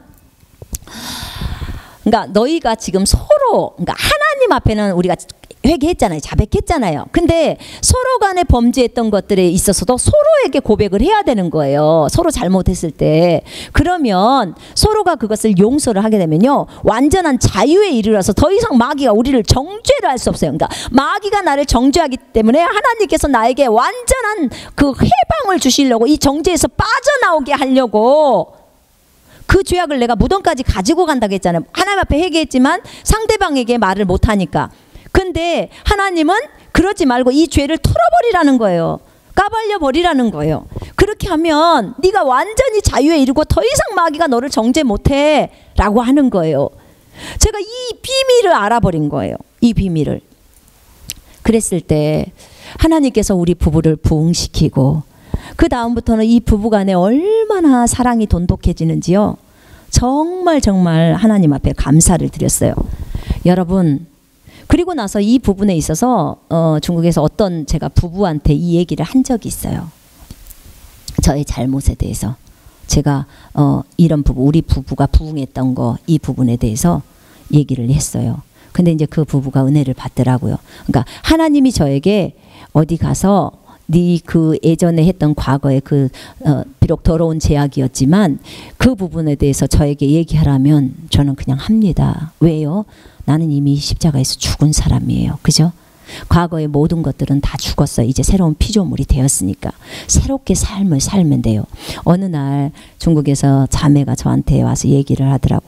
선생님, 제가 3번 이혼을 했습니다. 저 같은 여자도 하나님이 받아주실까요? 그럼 얼마든지 받아준다. 야, 나도 할 말이 없는 여자야. 그런데 우리 주님이 나도 받아주셔. 너를 안 받아주시겠냐? 너 성경에 봐라. 그 창녀가 와서 주님을 만지고 주님 앞에 눈물로 발을 씻겨도 그 여인아 네 죄가 용서되었다고 말하지 않더냐?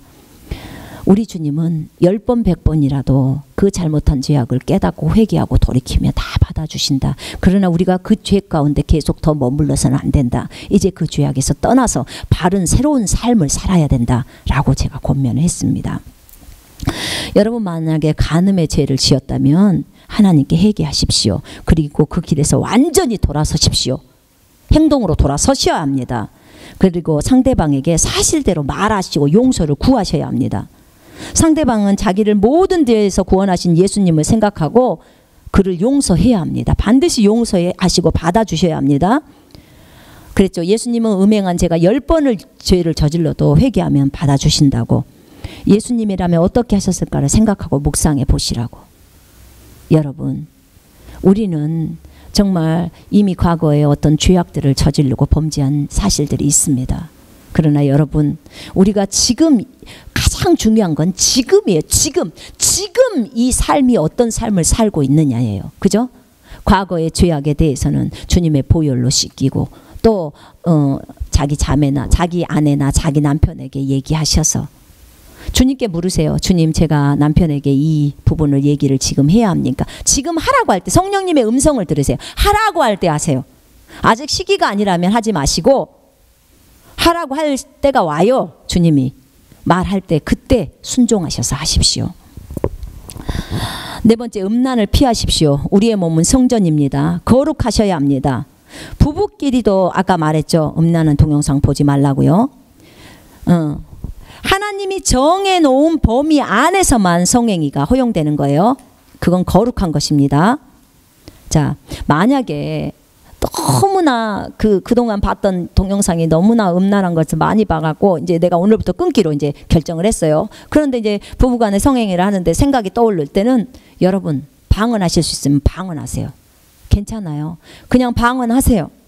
예, 저는 정말 저도 부끄러울 수 있지만 저도 그 성행위를 하면서도 방언해요. 왜냐면 어떤 생각도 조금도 다른 것에 빼앗기지 않으려고. 왜냐면 이 성행위 자체가 주님은 거룩하게 보시는 거거든요. 부부가 성행위한. 근데 거기에 내가 음란한 생각을 했다면 이건 더러워져 버리는 거예요. 그래서 제가 그 방언을 하는 거예요. 그래서 여러분 부끄러워 생각하지 마시고, 너무나 더러운 생각들이 들어오면, 음란한 생각들이 들어오면 성행위를 하는 중간에도 방언을 하세요. 괜찮아요. 안 그러면 예수 이름으로 내쫓으시든지요. 악한 생각이 침투 못하도록 하는 것은 하나님이 기뻐하시는 거예요. 그게 기뻐하는 거예요. 그 다음에 5번째, 이혼하지 마십시오. 부부는 한 몸입니다. 여러분, 하나님이 짝지어 주신 것을 사람이 나눌 수 없어요. 나누지 못한다고 성경은 마태복음 19장 6절에 나와 있어요. 9절이랑. 절대로 안 돼요. 그래서 이혼을 하려는 것은 대부분 자기를 버리지 못하니까, 자기 생각이나 자기 감정, 자기 이기심을 버리지 못하니까 이혼하려고 하는 거예요. 더 이상 자신을 내리는 훈련을 하기 싫으니까, 그 훈련을 안 하려고 하니까, 그래서 이혼하려고 하는 거예요. 그러니까 자기 자신을 너무 사랑하기 때문에, 자기 사랑이 우상숭배라는 거 여러분 아셔야 돼요. 나를 사랑하는 것이 나에 대한 우상숭배예요. 내가 이혼하려고 하는 이유가 뭐겠어요? 뭐 때문에? 괴롭고 힘드니까요. 괴롭고 힘드니까. 그 괴로움 힘든 거 주님이 견디라고 하는 거예요. 인내를 배워야 해요. 다 배우셔야 돼요. 그래서 이혼하려고 생각하지 마세요. 성경은 이혼을 금하고 있어요. 이혼하셔서는 안 됩니다. 인내하셔야 합니다. 그러나 만약에 정말 내 남편이 불신자라든지 또는 내 아내가 불신자라든지, 그러니까 나는 예수님을 믿는데 남편이 불신자라든지, 나는 예수님을 믿는 남자인데 아내가 불신자라든지, 그런데 이 사람들이 그렇게 아내나 남편에게 이혼을 요구해요. 나 네가 믿는 신 싫으니까 나 이혼하겠다. 나 다른 남자 찾아가겠다. 나 다른 여자 찾아가겠다. 나 너 싫다 하면서 계속 이혼을 요구할 때 어떻게 해야 할 것인가? 그거는 성경에 이렇게 나와 있어요. 한번 보십시다. 고린도전서 7장. 직접 보세요. 자, 믿지 않는 남편이 아내랑 살고자 한다면, 12절에 아내랑 살고자 한다면 그녀를 버리지 말라. 또 어떤 여자에게 믿지 아니하는 남편이 있는데 함께 살고자 한다면 그를 떠나지 말라. 예, 떠나지 말고 같이 살으라는 거예요.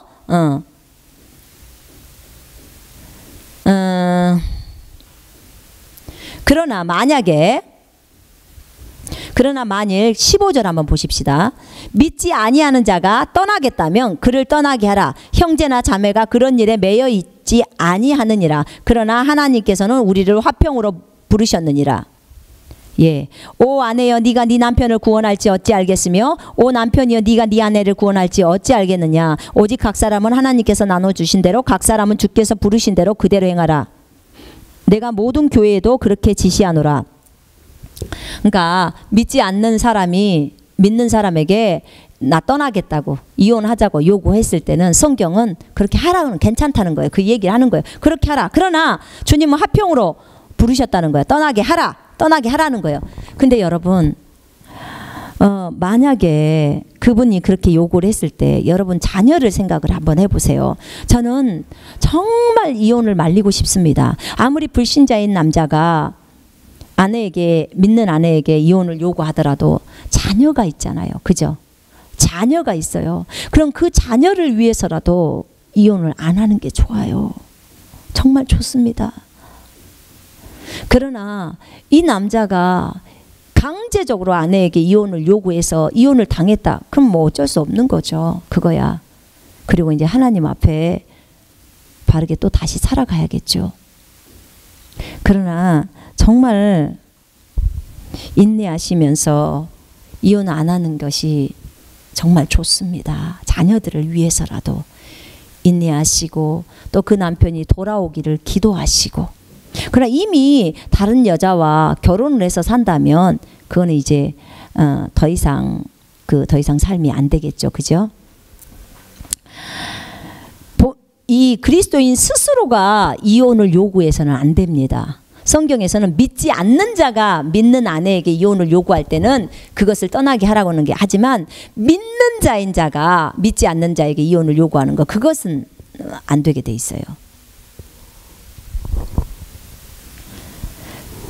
그 다음에 혹여라도 혼인한 사람에게 이제 명한다고 하는데 10절에 아내는 자기 남편에게서 떠나지 말라. 여자가 설령 떠났다고 해도 재혼하지 말고 지내든지 아니면 남편과 하야하든지 하라. 남편도 자기 아내를 버리지 말라. 성경은 이렇게 말하고 있습니다. 자, 6번째, 서로 복종하고 서로 존중하며 서로 사랑하라고 말합니다. 예, 이거는 에베소 5장 21절부터 28절에 서로 존중하라는 거예요. 서로.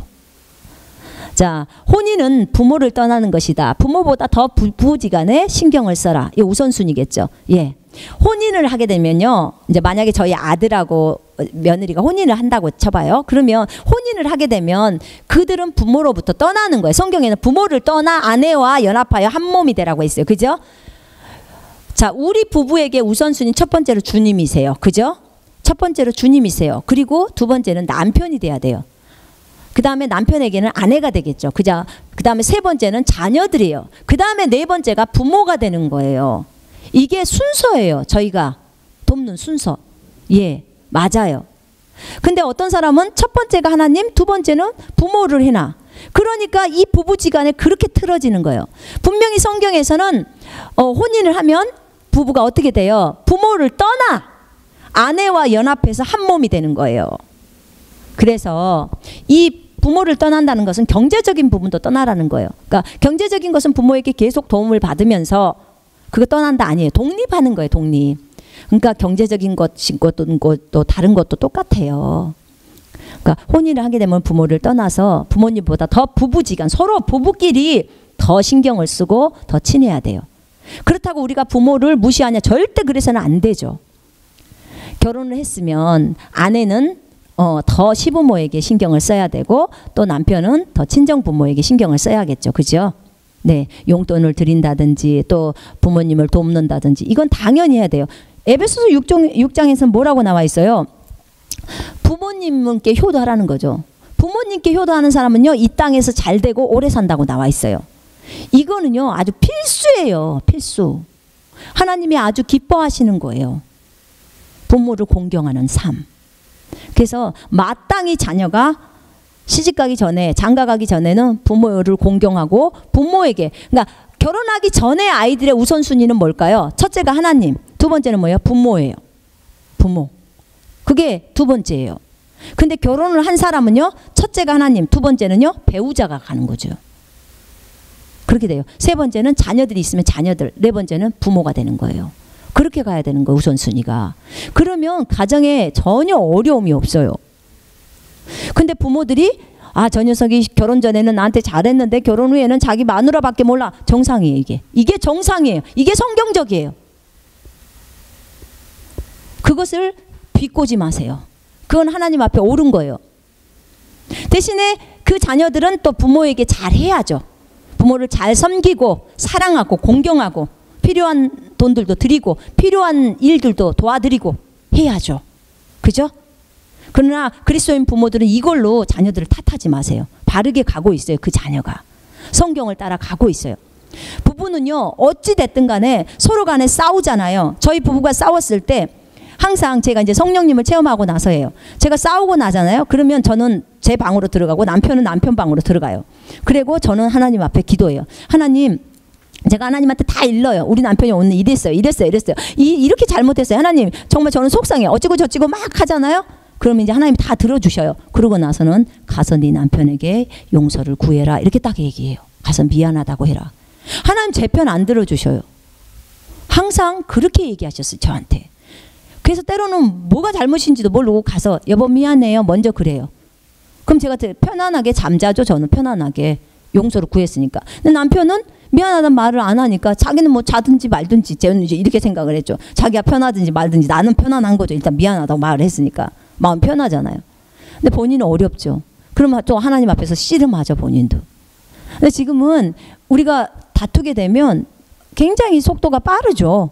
이제는 뭐 주님 앞에 가서 주님 뭐가 이러고요 저러고요 이런 남편 얘기를 안 하죠. 왜냐면 알잖아요. 이제는 정말 많은 세월이 흘렀는데 아직도 남편을 하나님 앞에서 제가 이렇게 고소를 참소를 하겠습니까? 지금 그러지 않죠.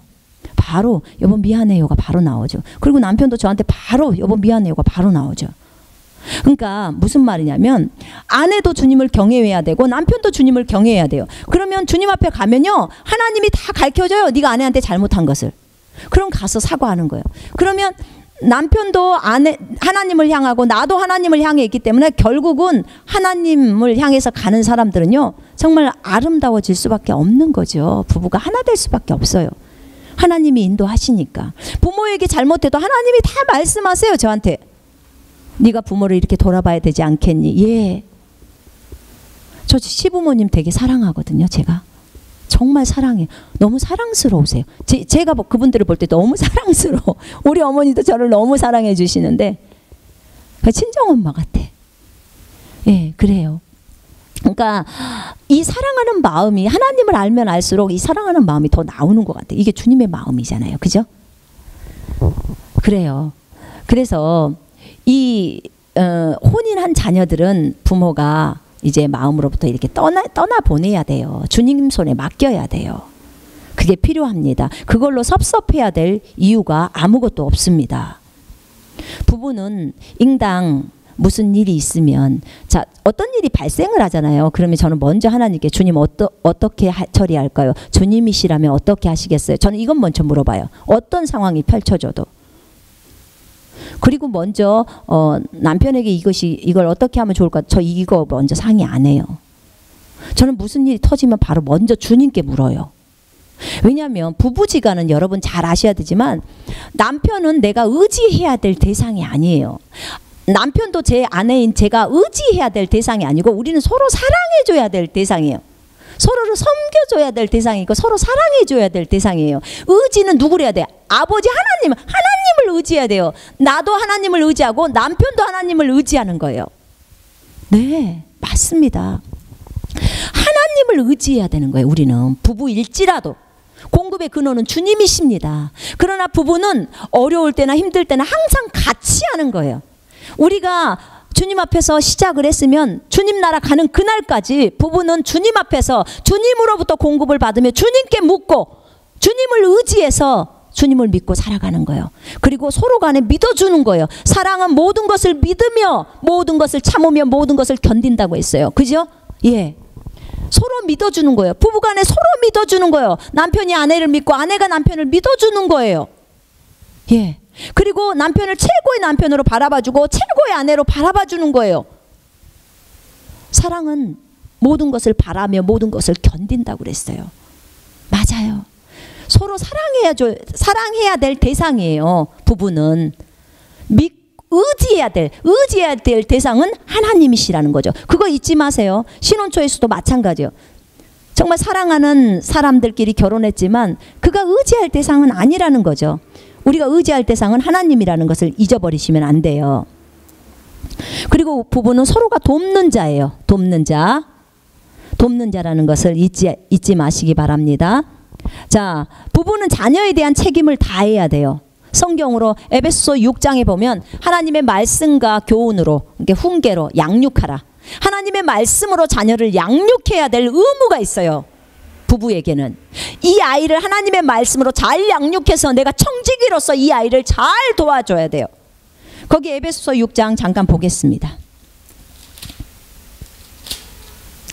에베소서 6장에 보세요. 자녀들아 주 안에서 너희 부모에게 순종하라. 이것이 옳으니라. 네 아버지와 어머니를 공경하라. 이것이 약속 있는 첫째 계명이니 이는 네가 잘되고 이 땅에서 잘된다는 거, 성공한다는 거죠. 또 땅에서 장수하게 하려 함이니라.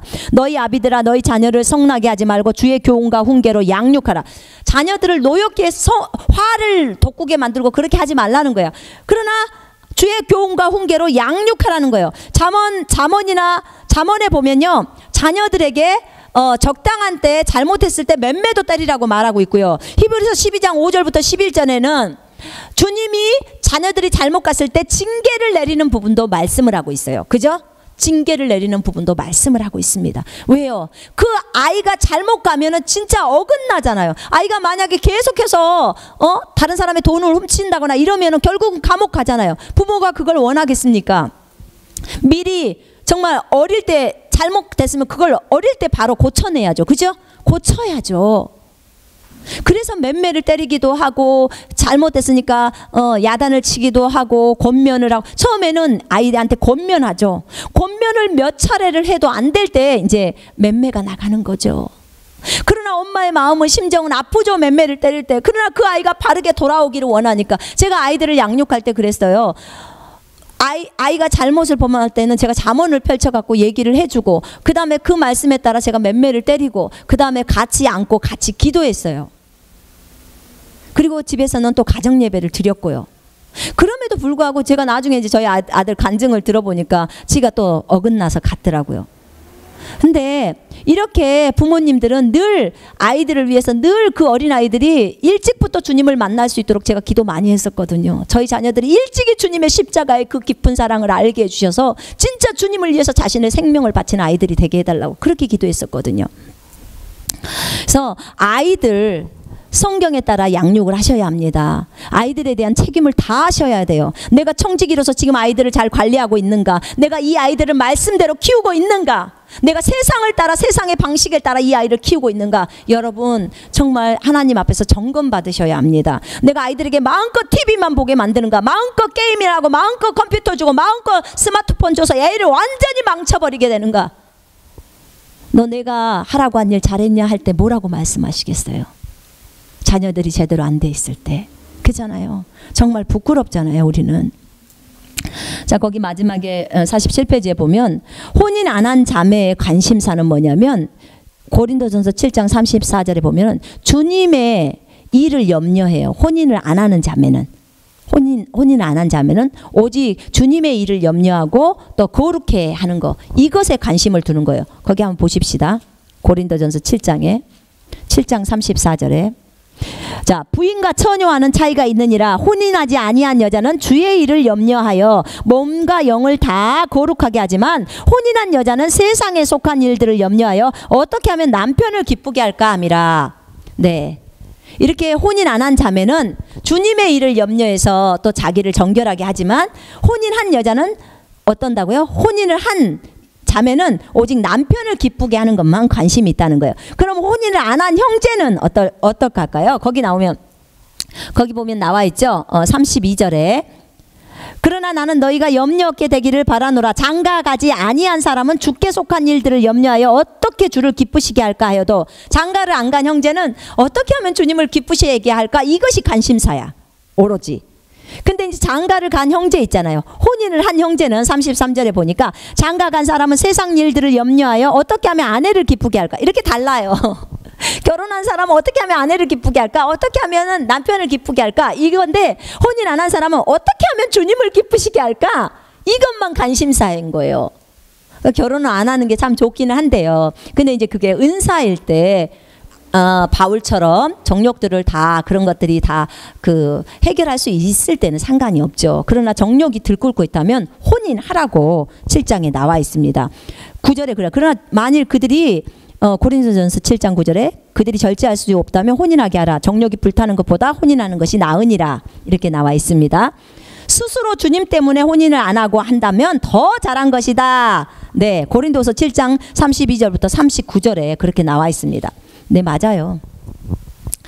정말 스스로 주님 때문에 혼인 안 하고자 한다면 더 잘한 거라고 말했습니다.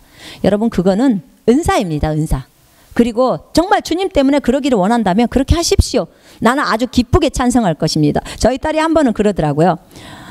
엄마, 나는 결혼 안 할래. 그래서 야, 그러면 안 되지. 결혼해야지. 엄마는 네가 결혼했으면 좋겠다. 그랬어요. 그랬더니 이제 그런 말을 몇 번 해줬더니 얘가 이제 어느 날, 제가 이제 그리고 나서 이제 좀 생각의 변화가 있었어요. 어느 날 와서 저한테 물어. 엄마, 나 결혼 안 할래. 그래서 왜? 주님 때문에? 예수님 섬기려고 결혼 안 하려고 그러는 거야? 그러면 엄마가 박수 쳐줄게. 정말 너 생각 잘했다. 결혼 안 하는 거. 정말 주님만을 생각하고 온전히 주님만을 기쁘게 하기 위해서 결혼 안 한다면 엄마가 대환영이야. 박수 쳐줄게. 그랬더니 아닌데 막 이러는 거예요. 그래서 그렇지 않으면 혼인을 해야 돼. 너는 혼인을 해서 네가 많이 깨지고 부서지면서 희생을 배우고 수고를 배우면서 자기를 버리는 그 훈련의 과정이 있어야 돼. 그게 네가 성숙하는 길이야 라고 제가 말한 적이 있습니다. 여러분, 나는 예수 그리스도 이름으로 여러분을 축복하고, 정말 혼인은 너무나 아름다운, 정말 나를 훈련하는 아주 좋은 그런 프로그램이에요, 혼인 생활은. 그래서 여러분, 서로가 그리스도 안에서 성장해 가는 아주 귀한 것입니다. 그리고 혼인은 모든 것에 거룩합니다. 거룩한 것이에요. 그래서 우리가 이것을 귀하게만 생각하고 그 다음에 또 하나님의 말씀대로 그대로 순종한다면 여러분이 이 혼인의 면에 있어서도 본이 되십시오, 자녀들에게. 그럼 자녀들도 그대로 따라가게 됩니다. 예수 그리스도의 이름으로 여러분을 축복합니다. 여기서 오늘 강의는 마치겠습니다.